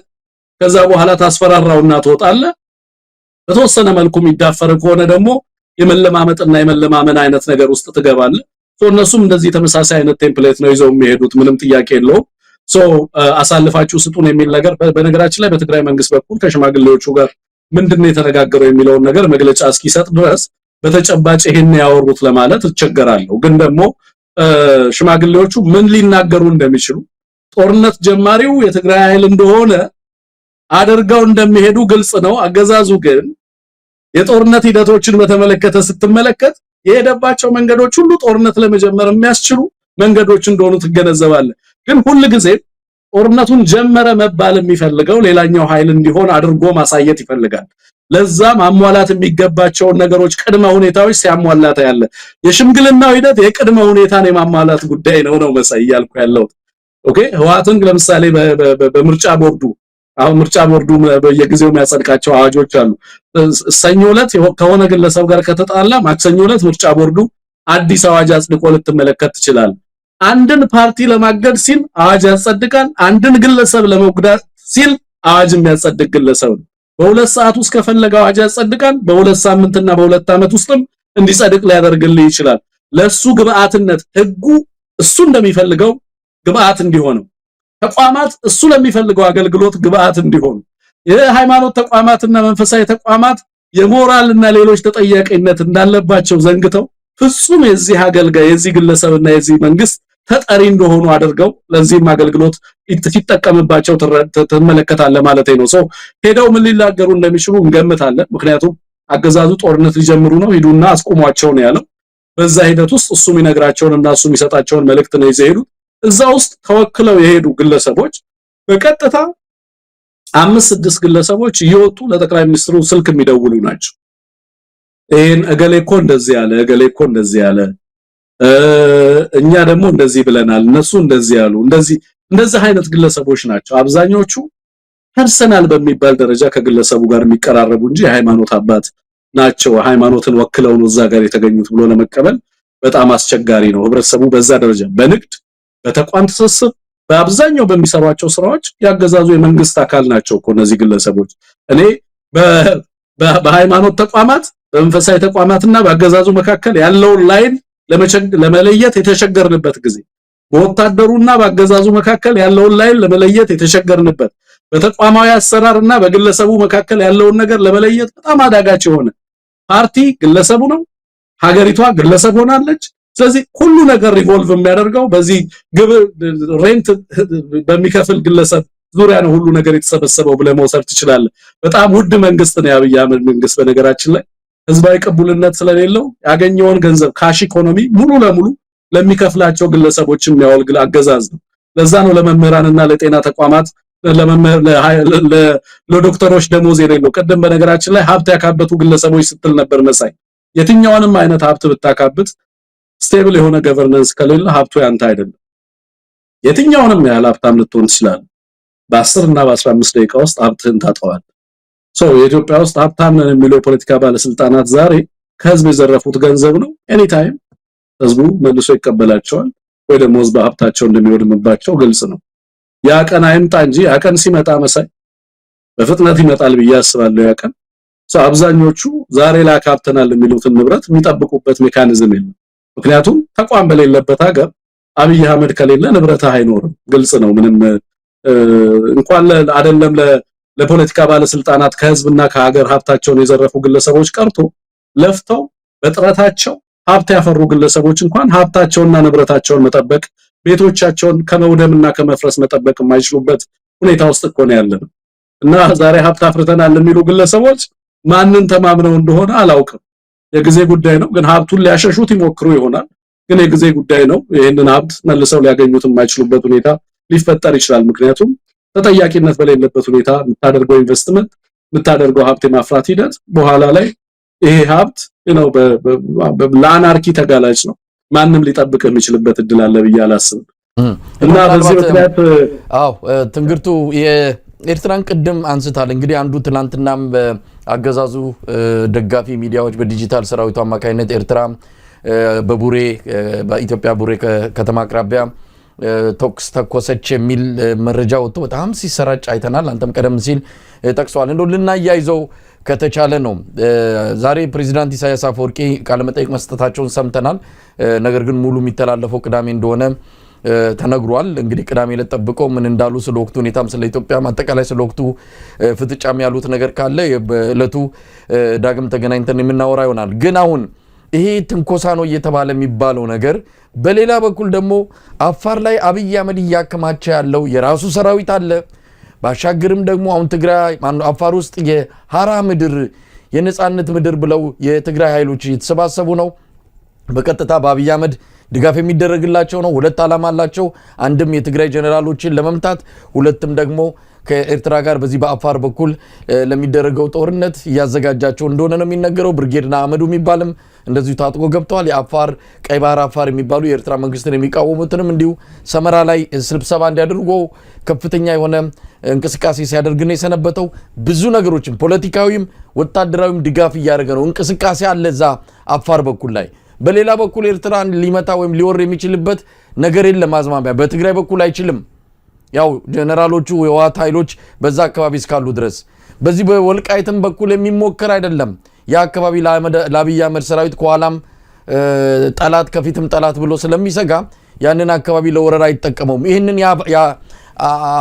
አፋርን መስመር ነው የመረጠው። በዋናነትም አሰብን ለመውረር ፍላጎትም ስላለው ነው። ስለዚህ ይሄ ነገር ወዴት ሊያመራ ይችላል? ማን ለመተንኮስ እየተንደረደረ እንዳለ ግልጽ ነው። በዓለም አቀፍ ደረጃ ኤርትራ ልትወረኝ ነው የሚል ክስ ይዞ ወጥቷል።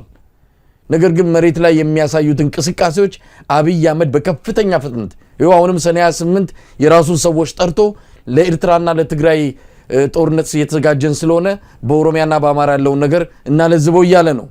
ምንድነው አሁን ልናይ የምንችለው? እውነት የጦርነት ውስጥ ሊገቡ ይችላሉ ወይስ ሁለቱም በሚደግፏቸው ኃይሎች አማካይነት ፕሮክሲ ዋር፣ ይሄ የርቀት የሶስተኛ ወገን ጦርነት ሊያደርጉ ይችላሉ ብለን ነው የምንጠብቀው? ሰሜኑን እስካደቀቀለት ድረስ አብይ አህመድ ጦርነትን በውጤቱ አይለካውም፣ በማድቀቁ ልክ ነው የሚለካው። ስለዚህ I really feel sad for the people of Afar በእነዚህ አይነት ሁኔታ ውስጥ ስትራንድድ እንዲሆን እንግዲህ የአፋር ህዝብ ከዚህ በፊት በነበረው ጦርነትም በከፍተኛ ደረጃ የተጎዳ ነው። በተለያየ ምክንያትም እንደዚሁ በርካታ የተፈጥሮም ሌሎችም ጉዳዮች እንደዚሁ ለተደጋጋሚ አደጋ ሁማኒቴሪያን ክራይሲስ በከፍተኛ ደረጃ የሚተጋላጭ የሆነ ህብረተሰብ ነው። አሁን ደግሞ ይሄንን ጦርነት እንዲያስተናግድ እየፈረደበት ነው። በሌሎችም አቅጣጫዎች በነገራችን ላይ በትግራይና በአፋር እንደዚሁም ከተቻለ በአማራም በኩል ጦርነቱ ቢካሄድ ላገዛዙ ሰሜኑን እስካደቀቀለት ድረስ ጦርነቱ በራሱ አዋጭ ነው ብሎ ዲፋይን የሚያደርግ አገዛዝ ነው። ጦርነቱ በራሱ የሆነ ነገር አቺቭ ለማድረግ የምታደርገው ጦርነት አይደለም። አሁን እነሱ እንደሚሉት ወደብ ሊያበጡልን አይደለም because we have nothing to export ኤክስፖርት የምናደርገው ቡናና ወርቅ ከሆነ ዛሬ ላይ ኤክስፖርት እየተደረገ ነው። ወደቡ መጣም አልመጣም ኤክስፖርቱ እየሄደ ነው መሳይ። እንደውም ከዚህ በፊት ከሚያደርጉት ኤክስፖርት ገቢ የተሻለ ገቢ አግኝተናል እያሉ ያሉበት ጊዜ ነው ማለት ነው። እነዚህ ሰዎች ወደቡን ለምንድን ነው የፈለጉት? well it's not about the ወደብ ስለሚመጣው ፖርት አይደለም። በዋናነት ጦርነቱ በራሱ is a means to an end በራሱ የሚፈጥረው ዲስትራክሽን፣ ጦርነቱ የሚፈጥረው የሰው ድቀት፣ ጦርነቱ የሚፈጥረው ቀውስ እዛ አካባቢ ላይ የሚያደርሰው ነገር በእነዚህ ህዝቦች ላይ በተወሰነ መልኩ ይሄ አገዛዝ ከራሱ የፖለቲካ ቀመር ጋር ስምም እንዲሆንለት ያስችለዋል። ጦርነቱ ውጤቱ ምንም ሆነ ምንም በሽንፈት ተጠናቀቀ በውርደት ተጠናቀቀ ጉዳዩ አይደለም። አዝሎንጋስ ይሄ ጦርነት ሰሜኑን ካደቀቀለት ምንም በራሱ ትልቅ ውጤት ነው። ውጤቱ የጦርነቱ ኔቸር ኦፍ ዲስትራክሽን በዛ ነው መለኪያ the amount of destruction እዛ አካባቢ ላይ በነዛ ህዝቦች ላይ የሚያደርሰው እልቂትና ድቀት ነው በዋናነት የጦርነቱን ውጤት የሚለካው እንጂ ጦርነቱ በሀገር ላይ ያመጣው ኢኮኖሚ ቀውስ፣ ጦርነቱ በሰብአዊ እንትን ላይ ያደረሰው ቀውስ ምናምን ወይንም ደግሞ በጦርነቱ ከጦርነቱ በኋላ የሚመጣው ትካም ጉዳዩ አይደለም። ፖለቲካዊና ጂኦፖለቲካል ፓወር እሱ ጉዳዩ አይደለም። በዋናነት በእነዚህ ህዝቦች ላይ የሚያደርሰው ድቀት የጦርነቱ ውጤት ነው ተደርጎ የሚወሰደው። ስለዚህ የትም ቦታ ላይ ያቀደው ሊጠናቀቅ ባይችልስ አብይ አህመድ የኔ ማንኛውም የውጊያ የጦርነቶች ግብ መጨረሻ አካባቢው ማድቀቅና በመሰረተ ልማቶች ሽባ ማድረግ ነው። አማራ ክልል አድርጎታል፣ ትግራይ አድርጓል፣ አፋርንም በከፊል አድርጓል። አሁን እንደዛ ማድረግ የሚችልበት እሱ ጦርነትን በራሱ ቁመት ልክ የሚለካበት ጊዜ ላይ ነው። እንደዛ አይነት አቅም አለ ወይ? አንዴ ከፈነዳ ተተርትሮ የት እንደሚደርስ አብይ የሚቆጣጠረው ነው ወይ? አማራ ክልል አየነው እኮ ዘመቻ ማበል ብሎ ከፍቶት ከፍተኛ የሆነ ኪሳራ መድረስ ብቻ አይደለም፣ ምናልባት እቺን ክረምትም ይሄ ጦርነት ወዴት ሊደርስና የቱ ጋር ሊቆም እንደሚችል አብይ የሚቆጣጠረው አይደለምና ሁሉ ጊዜ እንደዚህ ያለ ሁሉ ጊዜ እሱ ጦርነትን ሂሳቡን እየሰራ የሚሄድበት ባይሆንስ መጨረሻው እሱ እንደተጠበቀው የሱን መጨረሻ ቢያሳየንስ? የ21ኛው ክፍለ ዘመንን ጦርነት ከሌሎቹ ክፍለ ዘመናት ለየት የሚያደርገው you cannot control the consequence ኮንትሮል የምታደርገው ጦርነት ማስጀመርን ብቻ የጦርነት ዲሲዥንን ብቻ ነው ኮንትሮል የምታደርገው። ጦርነትን ለመወሰን የሚያስችል መረጃና ትንተና እና አቅም ታሟላለህ።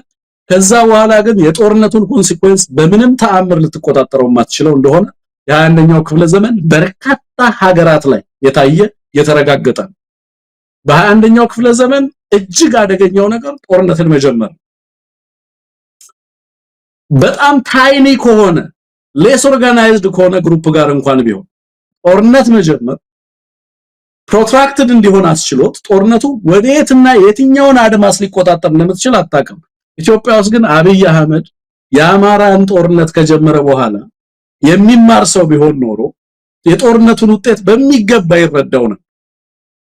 በአማራ ክልል ላይ እና አብይ አህመድ የነበራቸው ብቸኛው ሚና ጦርነቱን የመጀመር ከዛ በኋላ ግን ጦርነቱ ራሱን እና የራሱ የጦርነቱን ሁኔታ እየተቆጣጠረ ሄደው ካውንተር የሚያደርገው ኃይል ነው የፋኖ ኃይል እነሱ የሚቆጣጠሩት ጦርነት አይደለም። እነሱ የሚቆጣጠሩት ቢሆንማ ጦርነቱን ገና የዛሬ ስንት ዓመት አቁመውት ነበር። ምክንያቱም በየቀኑ የሚያደርሰውን ነገር ይመለከቱታል ብዬ አስባለሁ። በእነሱ ቁጥጥር ስራ አይደለም። ያልተጠቀሙት ነገር የለም። አንዳንዴ አምባሳደሮችን፣ አንዳንዴ ሽማግሌዎችን፣ አንዳንዴ ማያደርጉት ነገር የለም ልልን ግን መጀመሩን እንጂ ውጤቱን ሊቆጣጠሩት አይችሉም። ኤርትራ ጋርም ባለው ሁኔታ በነገራችን ላይ ከጀመሩት ውጤቱ በኢትዮጵያ ሕዝብ ልብ ውስጥ የተጻፈው በእያንዳንዳችን ስነ ልቦና ላይ በእያንዳንዳችን አስተሳሰብ ላይ የሚንጸባረቀው ነገር ነው የጦርነቱ ውጤት። it's more of war is ጦርነት is these days ያው more of psychological ነው መሳይ የጦርነቱ ግንዛቤና በህዝብ ዘንድ ያለው እይታ really matter ያደርጋል። የኤርትራን ጦርነት በተመለከተ አብይ አህመድ ጥይት ከመተኮሱ በፊት የተሸነፈው ጦርነት ነው ብዬ ነው ማስበው። ገና ጦርነቱን ሳይጀምር ተሸንፏል ብዬ ነው ማስበው። ምክንያቱም የኢትዮጵያ ህዝብ እንዴት ጦርነትን እንደተንገሸገሸ እንዴት ሰላም እንደራበው እንዴት ባገዛዙ እጅግ እንደተከፋ ካገዛዙ ጋር ያለውን ቁርኝት እንዴት እንደተበጣጠሰ መታቀው ነው መሳይ በምን ያህል ደረጃ ያገዛዝ በህዝብ ላይ በህዝብ ዘንድ እንደሚጠላ ማለት ነው። ወደ ኋላ ሂድና የናፔር ጦር ለምን እንደገባ ሰተት ብሎ እንደገባ ታሪክን ተመልከት። በጣም ብዙ ትምህርቶችን ታገኝበታለህ ብዬ አስባለሁ። በወቅቱ የነበረውን በማህበረሰቡና በንጉሱ መካከል የነበረውን ሁኔታ አጠቃላይ ኢትዮጵያ የነበረችበትን ኢንተርናል ስትራይፍ በጣም በደንብ ታይበታለህ ብዬ አስባለሁ። በርካታ ነገሮችን ከዛ ልትማር ትችላለህ ብዬ ነው ማስበው። ከኤርትራ ጋር አሁን የሚያደርገው ዛቻ እና የጦርነቱንም ውጤት በተመለከተ ማናችንም እዚህ ላይ ሆነን አውትካሙ ይሄ ነው ይሄ አይደለም ልንል አንችልም። ኢትዮጵያ ግን አሁን ባለችበት ደረጃ በተለይ በውስጥ ለና በዲፕሎማቲክ ኮሚኒቲው በቀጠናው ላይ ያለው ሁኔታ አጠቃላይ በነገራችን ላይ ኤርትራ የግብጽና የሶማሊያ መንግስት እኮ ትሪፓርታይ ስምምነት ተሰራርመዋል አይደል ለመሳይ በአንዱ ላይ የሚደርሰው ጥቃት በሁሉም ላይ የሚደርስ ጥቃት ተደርጎ የአንዱ ሉዓላዊነት የሌላው ሉዓላዊነት አካል ተደርጎ የተስማሙ ስምምነት እኮ አለ አስመራ ላይ። ከዛ በኋላ ካይሮና ሞቃዲሾ ላይም እንደዚሁ ውይይት ሲደረግ ነበር የነበረው። ምን ማለት ነው እንግዲህ ባንኛው ኤርትራ ላይ የሚሰነዘር ጥቃት ሌሎች ሀገራትንም ጭምር በቀጠናው ላይ ፕሮክሲ ጦርነት ውስጥ ሊያስገባ የሚችል በዓለም አቀፍ ደረጃ ያሉ የጂኦፖለቲካል ቴንሽኖች አካል ሊደረግ የሚችል እንደ ሱዳን አይነት ፕሮትራክትድ ሆኖ በቀላሉ ልትወጣበት የማትችለው ሌላ አደገኛ የጦርነት ቀውስ በሀገሪቷና በቀጠናውም ላይ ጭምር ሊያመጣ የሚችል ነው በነገራችን ላይ። ይሄ አገዛዝ ለሀገሪቱና ህዝቦቿ ደንታ ያለው መስሎ አይሰማኝም። ሰንሰብል የሆነው የኢትዮጵያ ህዝብ ይሄ አገዛዝ ሀገሪቱንና ህዝቦቿን ሳያጠፋ ለማስቆም የሚደረግ ጥረት ብቻ ነው ይሄንን አገዛዝ በተወሰነ መልኩ ጥፋቱን ለመቀነስ የሚያስችለው ብዬ ነው እንጂ ማስበው የጦርነቱን ሁኔታ ዛሬ ሊጀምሩት ይችላሉ። በምን አይነት መንገድ እንደሚጠናቀቅ ግን በምንም አይነት መልኩ አሳዩን ግራንድ ስትራቴጂያችሁን ብትል ኤግዚት የሚያደርጉበት አይደለምና ከኤርትራ ጦርነት ከአማራ ክልል የሚወጡበትን ኤግዚት ስትራቴጂ የሌላቸው መሆናቸውን በተደጋጋሚ ያየንበት ነው ብዬ ነው ምነግርህ። ፌለር ነው ያሳለፉት የጦርነት ታሪክ ባለፉት 5 እና 6 ዓመታት ሲዋጉ በነበረበት ሁሉ በሄዱበት ሁሉ ሽንፈት የተከናነቡት ሽንፈት ዋናነት መገለጫቸው ነው። ጦርነትን መጀመር እንጂ እንዴት ማቆም እንዳለባቸው አንድም ፕላን እንደሌላቸው በተደጋጋሚ የታየ ነው ብዬ ነው ማስበው መሳይ። የኢትዮጵያ ውስጥ ያለው ነባራዊ ሁኔታ ሌላ ጦርነት ለማድረግ የሚያስችል አይደለም። ያው ነው ትንግቱ ይሄ የጂኦፖለቲካ ሁኔታውን የምንመልከት አብይ አህመድ ያው በተደጋጋሚ የሚባል ነገር አለ አርቆ ማሰብ የሚችል 2-3 ሐሳቦችን እንደዚሁ ጭንቅላቱ ፈትሾና መርምሮ ይሄ ነገር ቢመጣ የሚልም አይመስልም። በአካባቢው ያሉትን ሰዎች አይሰማም፣ ይንቃቸዋል። ያው የአብይ የተለመደ ባህሪ ስለሆነ አዲስ ነገር አይደለም።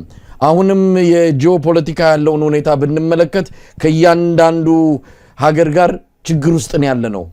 ከሶማሊያ ችግር ውስጥ ነን። አሁን እንደውም የአንካራው ከቱርክ መንግስት መሃል ገብቶ ያስማማው ስምምነት አደጋ ውስጥ ገብቷል። አሁን ፊቱ እንደገና ወደ ሶማሌላንድ ሊያዞር እንደሚችል እየሰማን ነው። ሰውየው የተረጋጋ አይደለም።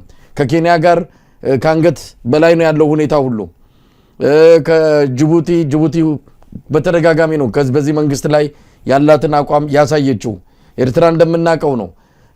ሱዳን ሉካን ቡድን እንኳን ቢልክ አብይ አህመድ ለመቀበል እንኳን ፍላጎት እንደሌለው አሳይቷል ሰውየው።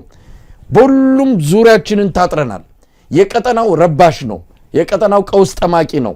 ስለዚህ የቀጠናው ሀገራት ምናልባት ይሄን ሰውዬ ቢያስወግዱ ትንሽ ቁጭ ብለውም ስለ ኢትዮጵያ ብሔራዊ ጥቅምም ለመነጋገር የሚያስችል እድል ነው የሚሰጠው። ይሄን ሰውዬ 4 ኪሎ ቤተ መንግስት አስቀምጠን ልንነጋገር የምንችለው ምንም አይነት የኢትዮጵያ ብሔራዊ ጥቅም ወደብን በለው ግድብ ሌላም ነገር የለም። ስለዚህ በዚህ አይነት ሁኔታ ላይ ያለ ማህበረሰብ ምንድነው ማድረግ የሚችለው? አሁን እሱ ዘሎ ጦርነት ውስጥ ቢገባ ነገ የፋኖ አቋም ምን መሆን አለበት? የኢትዮጵያ ህዝብ አቋም ምን መሆን አለበት? ከአብይ ጋር ተሰልፎ የሚዋጋው ጦርነት ሊኖር እንደማይችል የኢትዮጵያ ህዝብ ከምን ጊዜውም በላይ ሳይነጋገር ድምዳሜ ወይም ውሳኔ ላይ የደረሰ ይመስለኛል። ምክንያቱም ይሄ ሰውዬ ነው የኢትዮጵያ ቁጥር 1 ብሔራዊ አደጋ አብይ አህመድ። ሌላው ይደረስበታል። መሳይ በጣም ያስገረሙኝ ነገሮች እና በጣም እኔንና ዓለምንም ጭምር ያስደነገጠው ነገር ከሶማሌላንድ ጋር የተዋዋለው ስምምነት ነው። ኢትዮጵያ በብዛት የምትታወቀው በዓለም አቀፍ ህግጋትና ስርዓቶች የምትመራ ሀገር እንደሆነች ነው ለረጅም ጊዜ። የአፍሪካ ህብረትንም ከዛም በርካታ ሪጂናል እና ዓለም አቀፍ ተቋማትን በመገንባት ሂደት ውስጥ የነበራት ሚና የሚያሳየው በዓለም አቀፍ ህግጋት በመመራት የምትታወቅ ስቴት ነበረች። so what was shock የሆነው ለዓለም አቀፉ ማህበረሰብ በጣም አስደንጋጭ የነበረው ከሶማሌላንድ ጋር የተደረገው ስምምነት ነው። በነገራችን ላይ ያ ስምምነት ከሶማሊያ በላይ በከፍተኛ ደረጃ የጎዳው የኢትዮጵያን ሉዓላዊነት። ምክንያቱም ኢትዮጵያ ያለችበት ሁኔታና ያለችበት የፖለቲካ ስርዓት የሀገሪቷን ህልውና ለከፍተኛ አደጋ ተጋላጭ ያደረገ ነው። አሁንም በዛ ደረጃ የሚገለጥ ሀገር ውስጥ ከተለያዩ ክልሎች ጋር እየተዋጋ ያለ የፌደራል አገዛዝ፣ የኢትዮጵያን ህዝብ እየወጋ ያለ አገዛዝ የሌሎች ሀገራት ጋር ሄዶ በተለይ ደግሞ ከእንደ ሶማሌላንድ ጋር ዓለም አቀፍ ደረጃ እውቅና ያልተሰጣቸው ሀገራት ጋር ያደረጋቸው ስምምነቶች በዋናነት የሉዓላዊነት አደጋና ስጋት የሚዳርገው ኢትዮጵያ። በመስታወት ቤት ውስጥ የሚኖር ሰው በድንጋይ አስቀድሞ ድንጋይ ያወረውር ይባላል። በእንደዛ አይነት ሁኔታ ውስጥ ያለ ሀገር ነው አስቀድሞ ድንጋይ ያወረውር። ይባስ ብሎ በተለይ ደግሞ በዚህ በአፍሪካ ህብረት በጣም በከፍተኛ ደረጃ እንደ ሳክሬድ ተደርጎ የሚታይ የዚህ ከፖስት ኮሎኒያል የአፍሪካ ነጻነት በኋላ ከነበሩ ህግጋቶች በጣም በትልቅ ደረጃ ትልቅ ትኩረት የሚሰጠው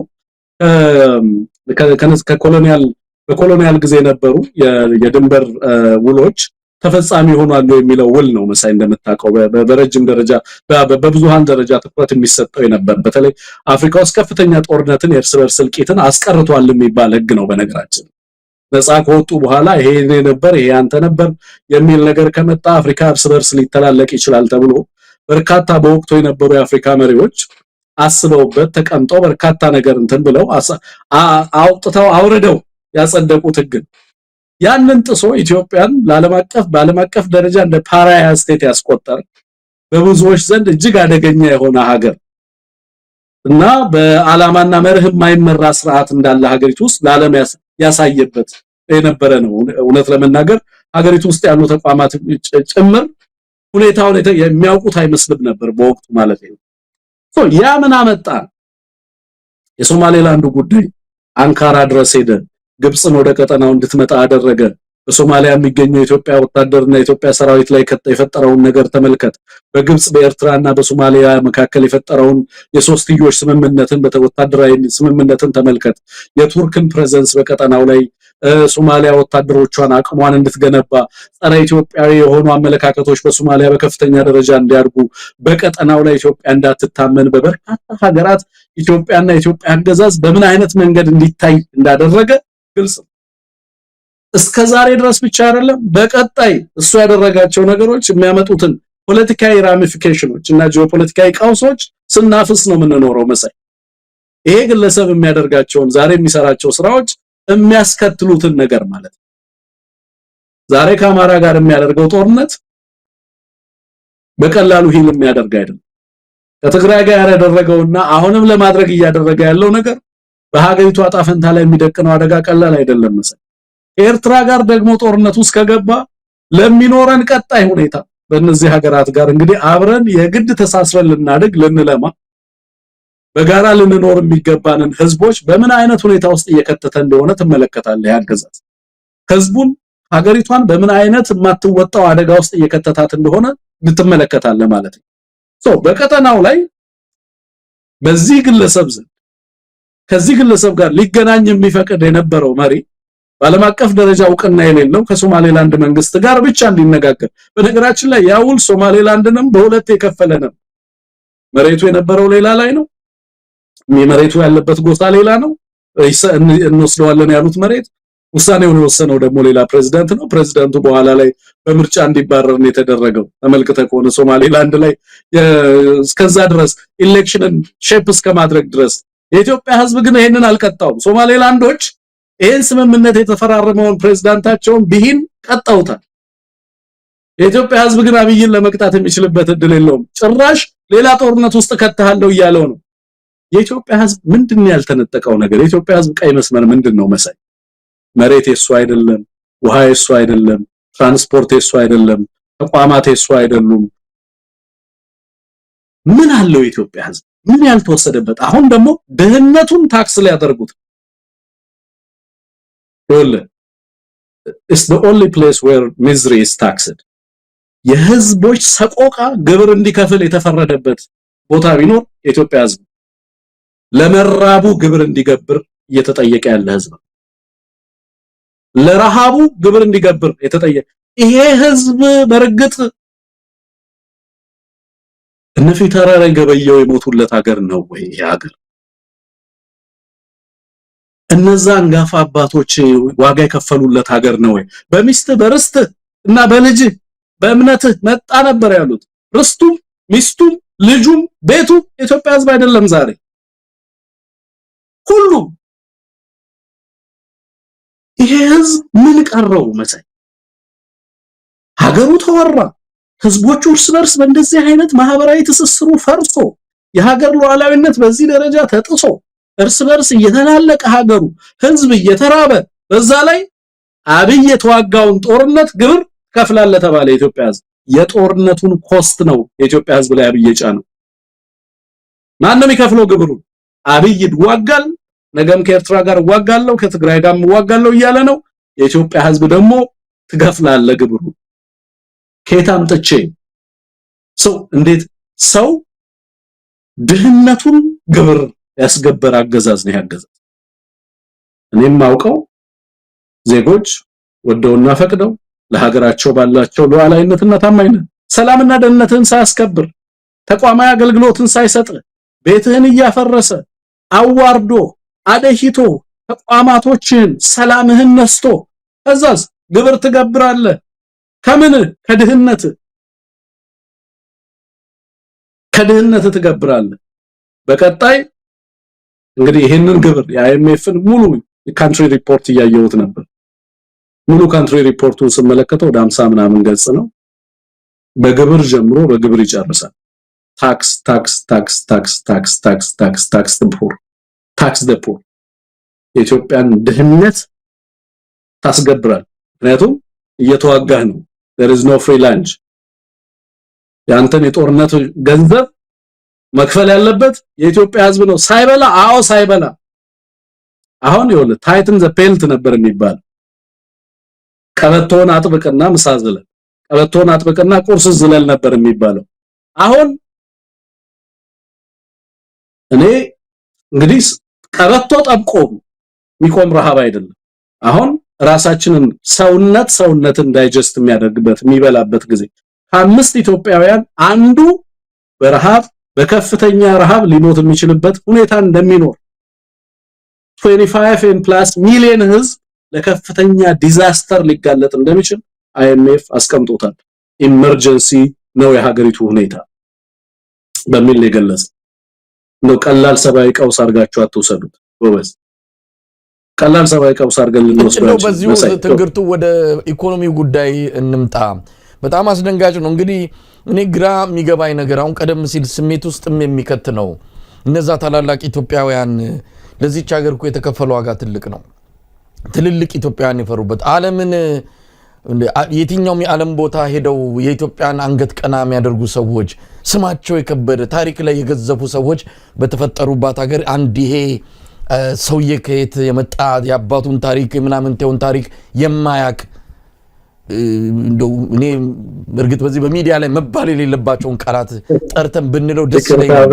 እውነቴ ነው። በጣም አንዳንድ ጊዜ መባል የሌለባቸው ቃላትንም ጠርተን ይሄ ሰውዬ ኢትዮጵያ ላይ ያመጣው መከራ ወይ ዕውቀት የለው ወይ የሀገሩን ታሪክ አያቅ ወይ ህዝቡን በደንብ አይረዳም ከየትም ልቅምቅም ብሎ መጥቶ እንዲህ አይነት ሀገሪቱን መከራ ውስጥና ቀውስ ውስጥ ሲከት ስናይ እሱ ሳይሆን እኛንን ይሄ ሰውዬ ይህንን ያህል ጊዜ እንዲቆይ መፍቀዳችን። ለማንኛውም እንዲህ ዝም ብሎ መበሳጨትና እንደዚህ ዝም ብሎ መብሰልሰልና መብገንገን አይደለም፣ ስራ መሰራት አለበት። ይሄ ሰውዬም በእንብርክክ ነው የገባው፣ በእንብርክክ ይወጣታል። ይህንን ነገር መሰራት አለበት፣ ስራዎችም እየተሰሩ ነው። ነገር ግን እንደው የኑሮውን ሁኔታ እንምጣ። ትንግርቱ ሰሞኑ የምንሰማቸው ነገሮች ያው አንገት የሚሰብሩ ናቸው። ይሄ የግብር ዛሬ ፓርላማ ያጸደቀው እንዳልከውም ድህነትን ታክስ ማድረግ፣ መብላት ያቃተን ሰው ግብር ክፈል ማለት ይሄ የጭካኔም ጭካኔ ነው። የኢትዮጵያ ህዝብ ላይ ከዚህም በላይ መዓት እየመጣ ነው። ከዚህም በላይ የመብራት ግብር ብቻ ሳይሆን ቫት ክፈሉ እየተባለ ነው። የመብራት ቆጣሪ ትከፍላለ፣ የኪራዩን ትከፍላለ፣ ከዛ በኋላ ቫት ትከፍላለ። ኦሮሚያ ክልል 15 መዋጮ ነው ያለው ተብሏል። ከግብር ሌላ 15 አይነት መዋጮ አለ። በሲዳማ ክልል የሞተር ሳይክል ግዢ መዋጮ ተብሎ ህዝቡ እንዲያዋጣ ተደርጓል። የፓርቲ ጽህፈት ቤት መገንቢያ የሚሊሻ ምናምን የኢትዮጵያ ህዝብ መዋጮ አልቋል። አይደለም ግብሩ እኮ ምድር ላይ ታይቶ ማይታወቅም ነው። ትላንት አልነበረም፣ የትም አልታየም። ዛሬም በዚህ አይነት ሁኔታ የሚጠቀስ ሀገር የለም። ኢትዮጵያ ብቸኛ ሀገር ናት በዚህ አይነት አገዛዝ። ስለዚህ የኑሮ ሁኔታው እጅግ እየከፋ ነው፣ በጣም እየከፋ ነው። ሁሉም ቦታ ራብ ገብቷል። አዲስ አበባ ሰዎች ቤታቸው በራብ እየሞቱ ነው። ታዲያ የመጨረሻው ሰዓት አልደረሰም ወይ? ይህ ህዝብ የፈዘዘበት ማለት ድንዛዜ ውስጥ የገባበትን ምንጭቅ ብሎ የሚያወጣ ከፍተኛ ሀገራዊ ቀውስ እየመጣ ነው። ኢኮኖሚው የሰሞኑ ሪፖርት ይህንን ነው የሚያሳየው። ስለዚህ ትንግርቱ ምንድን ነው የሚጠበቀው? ኢኮኖሚው እዚህ ላይ ከደረሰ በኋላ ሰው የሚጠብቀው ነገር ነፃ አውጪ እየጠበቀ ነው። መሳይ እንግዲህ ቀደም እንግዲህ ይቅርታ ጠይቃለሁ በምስራቄ። በነገራችን ላይ የሳኩት ግለሰቡን አስመልክቶ በተናገርከው ነው እንጂ ስሜትህን እኔንም ጎድቶኛል፣ ከልብ አሳዝኖኛል። የአንዳንዴ ስክሪን ብታደርግ ብትጮህ ማይወጣልህ ስሜት ማለት ነው። ታግለህም በቂ ነገር ያደረክም ማይመስልህ ሁኔታ ውስጥ ስላለን ማለት ነው። ህመሙ ቀላል አይደለም። ህዝባችን ደግሞ በምን አይነት አሰቃቂ ሁኔታ ውስጥ መሳይኔ በርካታ የፉድ ሴኩሪቲ ላይ የተሰሩ ጥናቶችን አንብቤያለሁ። ኢትዮጵያ ውስጥ የነበሩ የረሃብ እና በኢትዮጵያ ረሃብ ላይ የተሰሩ በርካታ ጽሁፎችን አንብቤያለሁ። እንደ ደሳለኝ ረሃመቶ መስፍንም ሌሎችም ያጠኗቸውን በርካታ ጥናቶች ማለት ነው። እንደ ረሃብ የከፋ ሞት የምትሞትበት ነገር የለም።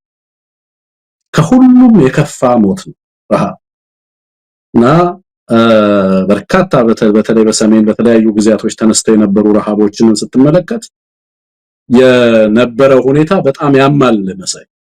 ሞርታሊቲው በተለይ ፋሚን የሚባለው ደረጃ ላይ ሲደርስ ከፍተኛ የሆነ ሞርታሊቲ ሬት አለው እና እንስሳትና ህዝብ አብሮ ነው የሚያልቀው። አርሶ አደሩ በሬን በማርስበትን በሬ እንዴት እበላለሁ እያለ ነው የሚሞተው። በሬውም አርሶ አደሩም ነው አብሮ የሚያልቀው።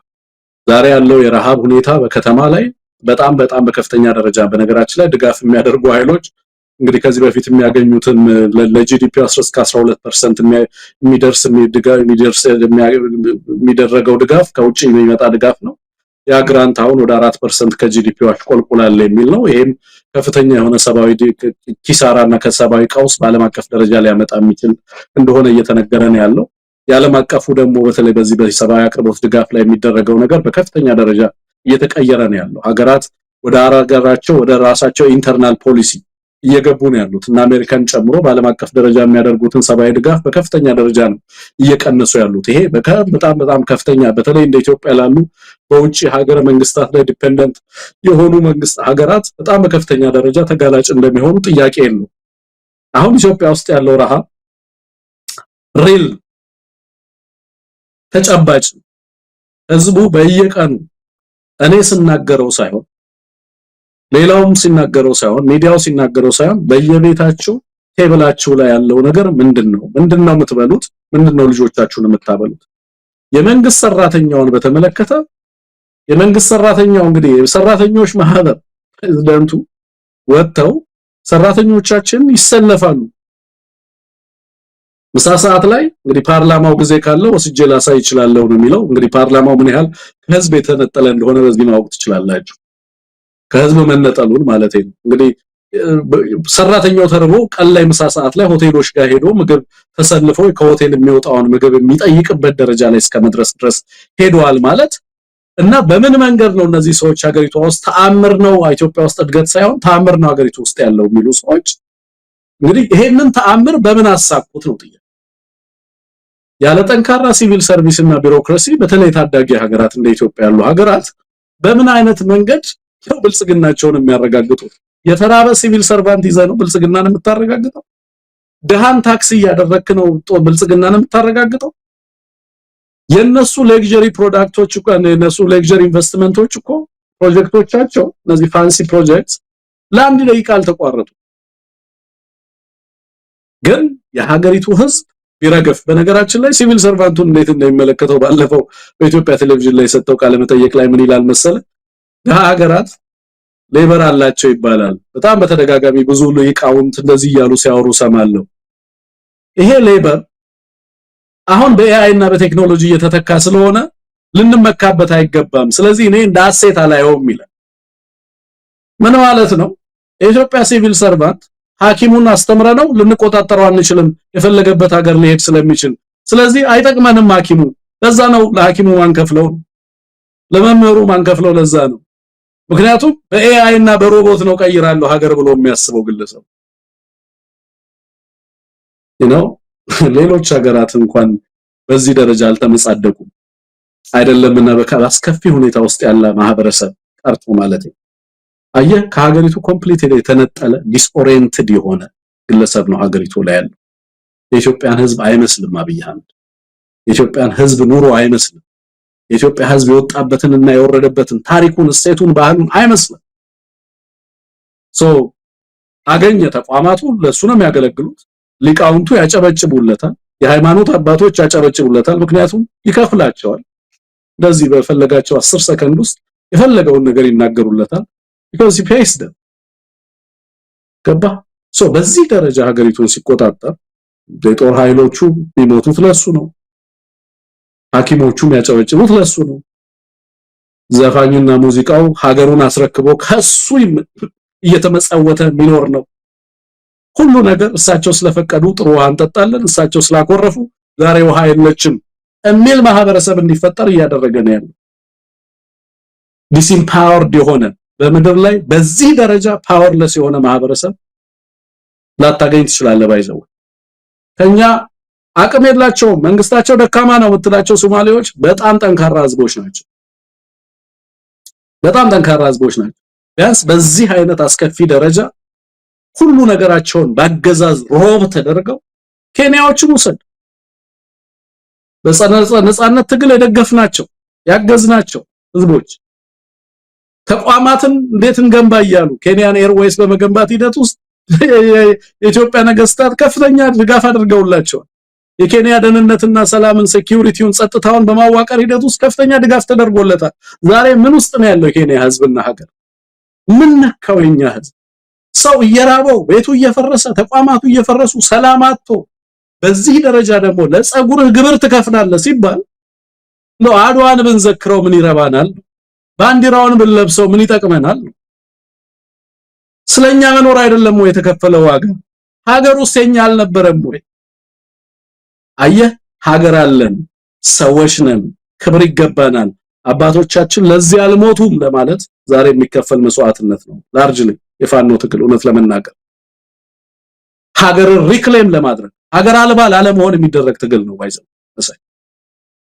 ስቴትለስ ሆነን እንዳንቀር አገዛዙ የጨከነን ሊያጠፋን በዛ ደረጃ የቆረጠ ረሃባችን ለሱ ሳቅ ነው። የረሃብ ጉንፋን የህፃናት ረሃብ ጉንፋን ለሱ ሳቅና ተድላ ነው። ፖለቲካ ይሰራበታል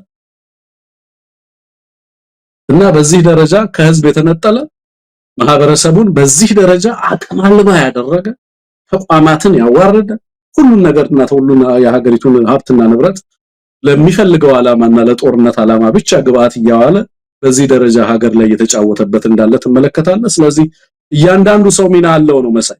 ሚዲያው አንተ የምትሰራው ስራ ቀላል አይደለም። እኛ የምናደርጋቸው ስራዎች የምንሰራቸው ትግሎች ቀላል አይደሉም። ሊቃውንት እያንዳንዱ ማህበረሰብ ለምሳሌ ሬሚታንስ በዚህ ዓመት 7.1 ቢሊዮን ዶላር ነው የሰበሰበው። ማን ነው የላከው? ይሄን ብር ዲያስፖራው ነው የላከው በመንግስት ተቋማት ኦፊሻል ሬሚታንስ ነው ማለት። በቀጣይ 6.9 ቢሊዮን ነው አሁን የሰበሰበው። በቀጣይ 7.9 ቢሊዮን ዶላር ለመሰብሰብ እቅዳለው። ኒርሊ ወደ 8 ቢሊዮን ዶላር ለመሰብሰብ ነው ሬሚታንስ ያቀደው። 8 ቢሊዮን ዶላር የሚልክ በውጭ ያለ ኃይል አለ ማለት ህዝባችንን የሚያስጨርሰው እሱ ነው። ለዚህ አገዛዝ ዱላ እያቀበለ መሳሪያ እየገዛ ድሮን እየገዛ ሬሚታንስ በኦፊሻል ቻናል እየላከለ አገዛዙ ማለት እንግዲህ በዚህ ደረጃ በውጭ ሀገር ኦፊሶች አሉት ሬሚታንስ ቻናሎችን ከፍቶ ይሰራል። በህገወጥ መንገድም የሚሰራው እሱ ነው፣ በህጋዊ መንገድም የሚሰራው እሱ ነው። በዚህ ደረጃ የተደራጀ ሌባ ነው የመጣብን። ይሄንን አገዛዝ ለመቅጠም የሚያስችል ንቃትና አደረጃጀት በጣም አስፈላጊ ነው። ባይዘው በተለመደውና በጥንታዊው መንገድ የምንሄድ ከሆነ የምናደርጋቸው ትግሎች በመረጃና ትንተና ላይ ያልተመሰረቱ ከሆኑ ሊደርስብን የሚችለው አደጋ አገዛዙን ለመጣል የምናደርጋቸው ትግሎች ይሄ አገዛዝ ህዝብ ላይ ከዚህ የከፋ ነገር እንዳያደርስ ለማስቆም የሚደረገው ጥረት ረጅም ጊዜና ብዙ ዋጋ የሚያስከፍል ሊሆን ስለሚችል ረበረቡ፣ መናበቡ፣ ትንተናው እና የተቀናጀ ትግሉ ተጠናክሮ መቀጠል መቻል አለበት ነው መሳይ እምለው። ህብረተሰቡ ግን አቅሙን ማወቅ አለበት። መራብህ እርግማን አይደለም። ይኸውልህ ለህዝቡ ምን ብሎ ይነግረዋል መሰል? ሚራክል ነው ሀገሪቱ ውስጥ ያለው። ኢትዮጵያ ውስጥ ሚራክል ነው። ህዝቡ አይኑን ገልጦ ይመልከት ይላል ህዝቡ። ህዝቡ ለረሃቡ ተጠያቂ የሚያደርገው አገዛዙን ሳይሆን ራሱን። ኢትዮጵያ ውስጥ አልቲሜትሊ ያለው የሰላም እጦት፣ ረሃብ፣ የኑሮ መከራና ስቃይ ሁሉ ፖለቲካል ፌለር የገቨርናንስ ኢሹ ፖለቲካዊ ነው። ረሃብ ፖለቲካዊ ነው። መስፍን ወልደ ማርያም ሩራል vulnerabilities to famine የሚለው መጽሐፋቸው ላይ አረጋገጥኩት ያሉት ነገር ረሃብ ኢትዮጵያ ውስጥ ሰው ሰራሽ መሆኑን እና ፖለቲካዊ መሆኑን አረጋገጥኩት ያሉት። የኢትዮጵያ ህዝብ ረሃብ አገዛዙ በሚያደርጋቸው ጦርነቶች ህዝቡም እንዲራብ አንዳንዴ ኮንስፓይረሲ ቲዮሪን እንኳን እስከመጠቀም ልደርስ ትችላለህ። ባይሰው የሚከፍሉት አካላት አሉ ወይ ህዝቡን እንዲጨርስ ያገዛዝ ብለን እንድንጠይቅ የሚያስገድድ because አንድም የሞራል ጠብታ ግለሰቡ ላይ አንዲትም ሐዘኔታና ሲምፓቲ አታይም። የራሱ ወገንና ህዝብ እያለቀ የሚመስለው አገዛዝ እንዳልሆነ ትመለከታለህ መሳይ። ያ ደግሞ አስደንጋጭ ይሆንብሃል። ስለ ኢትዮጵያ ህዝብ ረሃብ አውሮፓውያኑ ሲጨነቁ ማየት ያማል። አገዛዙ እየካደ 23 ሚሊዮን ህዝብ ከሴፍቲኔት ፕሮግራም ግራጁዌት እንዲያደርግ አደረግን አለ። አይኤምኤፍ የሚያወራው ሌላ ነገር ነው። ህዝቡ የሚኖረው ኑሮ ሌላ ነገር ነው። ህዝቡ ማንን ነው የሚያምነው? በተጨባጭ ቤት ውስጥ በአይኑ የሚያየውን ነገር ነው የሚያምነው ወይስ በቴሌቪዥን የሚነገረው ነው? እንዲህ አይነት ዳይሌማ ውስጥ ነው የኢትዮጵያ ህዝብ የገባው መሳይ። በቴሌቪዥን መጥገቡ የሚነገረው እቤት ውስጥ ድስት የሌለው ማህበረሰብ የሚጣድ ድስት የሌለው ማህበረሰብ ዱቄት በፍኝ የምትሞላ ዱቄት የሌለው ማህበረሰብ ከተማ ላይ የተሻለ መካከለኛ ገቢ ነበረው የምንለው ማህበረሰብ እኮ ወደ ፖቨርቲ ላይኑ ድሮፕ ያደረገው አብዛኛው ማህበረሰባችን በሆነ ደረጃ ላይ የነበረው ማህበረሰብ ሙሉ ለሙሉ ተንከባሉ ወደ ድህነት ወለል ውስጥ ገባ። በብልጽግና ኔትወርክ ውስጥ የታጠረው ኃይል ደግሞ ዛሬ ላይ የሀገሪቷ የብልጽግና መሰላል ሆኖ የሪል ስቴቶች ባለቤት ሆነው ያገዛዙ ጋሻ ጃግሬዎች ሆነው በዛ ማዕቀፍ ውስጥ ተካተዋል። ሁለት ህዝብ ነው ያለው፣ የተራበው ማስና የጠገበው ብልጽግና። ፓርቲው ብልጽግና ነው ሲባል በፊት የመሰለኝ የሚበለጽገው የኢትዮጵያ ህዝብ ነበር የመሰለኝ። ለካ ፓርቲውን የሚቀላቀለው ነው የሚበለጽገው። ስሙ የፓርቲው አባላቱ ስም ነው። ብልጽግናው በዚህ ሰርክል ውስጥ ያሉ ሰዎች ስም ነው። ለዛ ነው አየህ ብልጽግና ያሉት ወደዚህ ወደኛ ፓርቲ ስትገቡ ትበለጽጋላችሁ። ከፓርቲው ውጪ ያለው ደግሞ ያልበለጸገው ማስ ነው። ሁሉ ነገር ነጥቋለን። ያልተጠራው እኛ የተጠራ ነው የተመረጥነው ጥቂቶቹ ነን ወደ ማለት ውስጥ ነው የተከደው። በዚህ ደረጃ ያለ ዲቫይድ ነው አገሪቷ ላይ ያለው። እጅግ አስደንጋጭ ነገር ነው። ይሄ ህዝብ የተነሳለት ደግሞ የተነሳለት ብለን አናርቀው። ይሄ ህዝብ መነሳቱ የግድ ነው። በረሃብ መሞትን አክሴፕት ማድረግ እኔ ጤነኛ ነው ብዬ አላስብም። ትክክለኛ አስተሳሰብ ነው ብዬ አላምንም። ሰዎች ኳስችን ሊያደርጉ ይገባል። ለመራባቸው አገዛዙን ተጠያቂ፣ ለሰላም እጦታቸው አገዛዙን ተጠያቂ፣ ለድህነታቸው አገዛዙን ተጠያቂ፣ ቤታቸው ሲፈርስ ለመፈናቀላቸው አገዛዙን ተጠያቂ ማድረግ አለባቸው። እያንዳንዱ ሰው እየከፈለ እየተገለ እየተባበረ በጋራ ሀገሩን ከዚህ ቡድን ነፃ ለማውጣት ከዚህ ቡድን እጅ ነፃ ለማውጣትና ሀገሩ በህግና ስርዓት የምትመራ ለሁሉም ፍትህ የሰፈነባት እኩልነት የሰፈነባት ሀገር እንድትሆን ማድረግ የእያንዳንዳችን ሚና ነው ብዬ ነው ማሰበው። መሳይ አይ ቲንክ በአንድ ክፍል እንደምትለቀው ተስፋ አደርጋለሁ። እንለቀዋለን። አንዴ መጨረሻ ግን እንደው ከመለያየታችን በፊት ይህን ያህል ትልቅ ነገር ነው ብዬ ሳይሆን ግን እንደው ከአብይ አህመድ ጋር የተጠጉ ባለስልጣናት መጨረሻቸው እንደው ህዝብም ይቅር ሳይላቸው ህዝብን እንደበደሉ እንግዲህ ከዚህ በኋላ ያው የፈጣሪ ስራ ነው፣ በፈጣሪ ስራ ውስጥ መግባት አያስፈልግም። ነገር ግን የምንሰማቸው ነገሮች ስላሉ ነው። አሁን የፌዴሬሽን ምክር ቤት አፈ ጉባኤ አቶ አገኘሁ ተሻገር ጉዳይ ነው። አቶ አገኘሁ ተሻገር ባለው መረጃ ጤናው እየተሻሻለ አይደለም፣ ከፍተኛ ችግር ውስጥ እንዳለ በተለይ ከአእምሮ ጋር በተያያዘ የገጠመው የአደጋ የመርሳትና ሌሎች ችግሮችን እንደዚሁም ሌላ በጣም ጠንከር ያለ የጤና ችግሮች እንደደረሱበት ነው የሚነገረው። ያንን ተከትሎ የፌዴሬሽን አፈ ጉባኤን ምክትሏን ወደ ዋና በሱ ቦታ ለማድረግ እንቅስቃሴ መጀመሩን እየሰማን ነው። እንግዲህ ማረጋገጫ አላገኘንም፣ ግን እንዲህ አይነት ጭምጭምታዎች አሉ።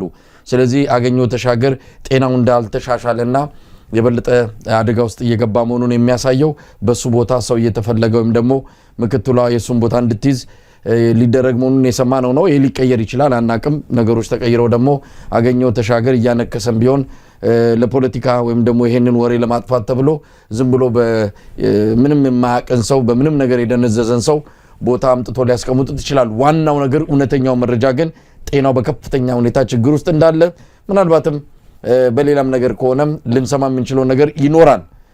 ግን እንደው እዚህ ጋር እንደው ትንግርቱ እንደነዚህ አይነት ሰዎች ህዝባቸውን አስፈጅተው ህዝባቸውን እንደ ምንድነው አንገቱን ለአራጅ ሰጥተው አብረው ደንሰው መጨረሻቸው በእንደዚህ አይነት ሁኔታ ሲጠናቀቅ ከዚህ የማይማሩ ደግሞ ሌሎች አሉ።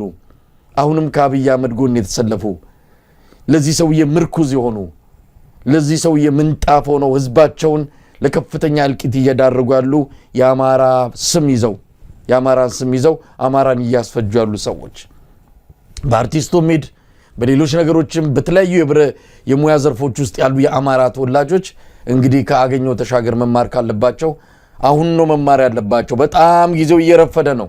አሁንም በእርግጥ ይጠበቃሉ። አሁን ላይም የሚወስዱት እርምጃ በተወሰነጃ የዚህን ሰው የእድሜ ለማሳጠር ይጠቅማል። ግን እነዚህ ሰዎች አሁንም አንቀላፍተዋል። አብረን ከአብይ ጋር መቃብራችን አንድ ይሁን ያሉ ነው የሚመስለው። ለማንኛውም አገኘሁ ተሻገር ላይ የደረሰውን እንግዲህ ዝርዝሩን ትክክለኛውን መረጃ ስናገኝ ይፋ እናደርጋለን። አገዛዙ ደብቆታል። መደበቅ የሌለበትን የደበቀው ይሄ ሰውዬ የት አለ? የት ገባ? እሱን የበላው ጅብ አይጮህም። ለማንኛውም በዚህ ዙሪያ ላይ ባለስልጣናትም ሆነ ሌሎች አካላት ውሳኔ ይወስኑ ዘንድ አሁን እድል ከበራፋቸው ትገኛለች። ይሄን ካልወሰኑ መጨረሻቸው በጣም አጉል እንደሚሆን ግን ምንም ጥርጥር የለውም። ወል ስላገኘው ያን ያህል ሬሌቫንት ነው ብዬ አላስብም ስለሱ ማውራት። እውነት ለመናገር የአማራ ህዝብ እነዚህን አይነት ሰዎች እንደዚህ አይነት ፈረሶችን ነው ሲታገል የኖረው። አሁንም ለህግና ለፍትህ መቅረብ አለባቸው ብሎ ከሚያስባቸው ሰዎች እንድናገኘው አይነት ሰዎች ናቸው። ምክንያቱም ከዚህ አገዛዝ ጋር ሆነው በራሳቸው ህዝብ ላይ እንግዲህ የራሳቸው አማራው የራሳቸው ህዝብ ነው ብለን ካሰብን በእርግጥ እነሱ አማራዎች ነን አይሉም በነገራችን ላይ ግን ደግሞ ይሄ ጦርነት ሲታወጅ በዚህ ህዝብ ላይ ይሄንን ጦርነት እያሳለጡ ያሉ ልክ በኮሎኒያል ጊዜ ከኮሎኒያሊስቶች ጋር ይተባበሩ እንደነበሩ አይነት ኃይሎች ዛሬ ላይም ይሄንን ህዝብ በማስወጋት ረገድ የግንባር ቀደም ሆነው ህዝብ እያስፈጁ ያሉ ናቸው። እነዚህ እንግዲህ ለፍትህና ለፍርድ የምንፈልጋቸው ናቸው። የአማራን ህዝብ እድሜ ልካቸውን የሚፋረዳቸው ሰዎች ናቸው። እነዚህ ሰዎች የመዳን እድል የላቸውም። እንዳልከው ኦርፋን ናቸው። ኦርፋን ከሆኑ ደግሞ አገዛዙ ከማህበረሰባዊ እድል ነበራቸው ነው ህብረተሰባዊ ቤዝ ነበራቸው። ህብረተሰቡን ይዘው መታገል ይችሉ ነበር። ግን ከህዝቡ ጋር የቆሙት ሰዎች በምን አይነት ሁኔታ ውስጥ በእስር ቤት መከራቸውን እና ዋጋ እየከፈሉ እንዳሉ ታውቃለህ። እነዚህ ግን ከአገዛዙ ጋር መቆምን የመረጡ ናቸው። መጨረሻቸው ምን ሊሆን ይችላል? አገዛዙ በነገራችን ላይ እነዚህን ሰዎች ይዞ መቀጠሉ አዋጭ አይደለም። ለአገዛዙ አያዋጣው። ምን ይሰሩለታል? ወሬ ሊያቀብሉ ይችላሉ ብሎ እንደውም ይጠረጥራል። ኦኬ፣ ምክንያቱም ለአገዛዙ እነዚህ ሰዎች ጠላት ናቸው። ታዬ ነገረን ታስታውሳለህ? ቹቹ አለባቸው ጋር ደወልኳል። ቹቹ የዛኔ የአማራ ክልል የብልጽግና ምናምን ኃላፊ ነው። የብልጽግና ሳይሆን ያኔ አዴፓ የሚባለው ድርጅት ነበር የነበረውና አብይ አህመድ ከጠላቶቻችን ጋር እንዴት ትደዋወላለህ አለኛል። እንዴ ወንድሞቻችን ናቸው አልተባለም እንዴ? እንዴት ጠላቶቻችን? በቃ የአማራ ልሂቃን ሁሉ ጠላቶቻችን ናቸው ማወቅ አለብን። ስለዚህ ከነሱ ጋር መገናኘት የለብንም አለኝ ይላል ታዬ። እነዚህ ሰዎች ኢልሚ ቦፉ ማተ ብለዋል። የእባብ ልጆች እባብ ናቸው ተብለው በጠላትነት የሚፈረጁ በአገዛዙ አይን የሚታዩበት መንገድ የተለየ ነው። በጠላትነት የተፈረጁ ናቸው። ህብረተሰቡ ደግሞ የአማራ ህዝብ ላይ ለሚደርሰው እልቂት ሁሉ ተጠያቂ ናቸው፣ ኃላፊነት አለባቸው ብሎ የሚፈልጋቸው በፍትህ መቅረብ አለባቸው፣ ለፍርድ መቅረብ አለባቸው የሚላቸው ግለሰቦች ናቸው። አገዛዙ በየትኛውም አይነት መንገድ ቢያስጠጋቸውና ቢያስጠልላቸው አንዳንዴ በርደን ይሆኑበታል። እነዚህ ማህበራዊ ቅቡልነት የላቸው፣ ሄደው ህዝቡን ሊያሳምኑ አይችሉም። እዚህም ቢሆኑ ምናልባት መረጃ ሊያቀብሉ ይችላሉ። ስለዚህ እነዚህ ሰዎች አንድ በአንድ ለቃቅሞ ማስወገድ እንጂ ምን ልታረጋቸው ትችላል? በቃ ዲሳር ላይክ እንዳልኩ ያሜባን ያህል እንኳን ክብር የሚሰጣቸው አይደሉም። መጨረሻቸውን ፕሪዲክት ልታረጋው ትችላለህ። ባለህ ፖለቲካል ሬሌቫንስ እኮ ነው የምትቀጥለው።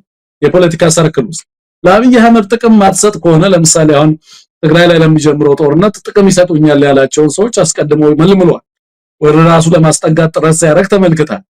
እነዚህም አማራው ላይ ጦርነት ለማስጀመር ጠቀሙት፣ ግን ጦርነቱ እሱ የሚቆጣጠረው አልሆነም አሁን። ስለዚህ ምንም ጥቅም የላቸውም፣ ፋይዳ የላቸውም። ኦፍ ኮርስ አሁን የዚህ ምክክር ኮሚሽኑ ውጤትና ሪኮሜንዴሽን እስኪጸድቅ ድረስ ሊያቆያቸው ይችላል። ከዛ በኋላ ግን ጀነራሎቹ በላቸው ባለስልጣናቶቹ በላቸው አብዛኞቹ ሬሌቫንት ናቸው ፖለቲካሊ ስፒኪንግ። ኦሬዲ ሞተዋል እና እነዚህ ሰዎች በህይወት ከለቀቃቸው መረጃ ያወጣሉ። ስለዚህ በመኪና አደጋ፣ በአውሮፕላን አደጋ፣ በህክምና ወቅት እንደሞቱ ማድረግ ነው የሚኖርበት ማለት ነው ዛስ አብይ አህመድ። በዛ መንገድ ነው የሚሄዱት። ማናቀው አይደለም እኮ ማን በምን መንገድ ሊሞት ይችላል የሚለውን ነው ማናውቀው እንጂ አብዛኛው መቼ እንደሚሰናበት ግልጽ ነው ማለት ነው። ግልጽ ነው እና ብዙም በእነዚህ ሰዎች ላይና ሌሎቹ ባላቸው አሁን እነ ብርሃኑ አሁን ፖለቲካሊ አሉ ማለት ነው። መሳይ ብዙ ጊዜ ፕሮግራም ስለምትሰራበት ነው በነገራችን ላይ ምንድነው ሚናቸው? መኖራቸው ለአብይ አህመድ ምን ይጠቅመዋል? ለአብይ አህመድ የጠቀመው ጥቅም ለሌሎች ሀገራት ምናምን ሲሄድ ምን ይላቸዋል?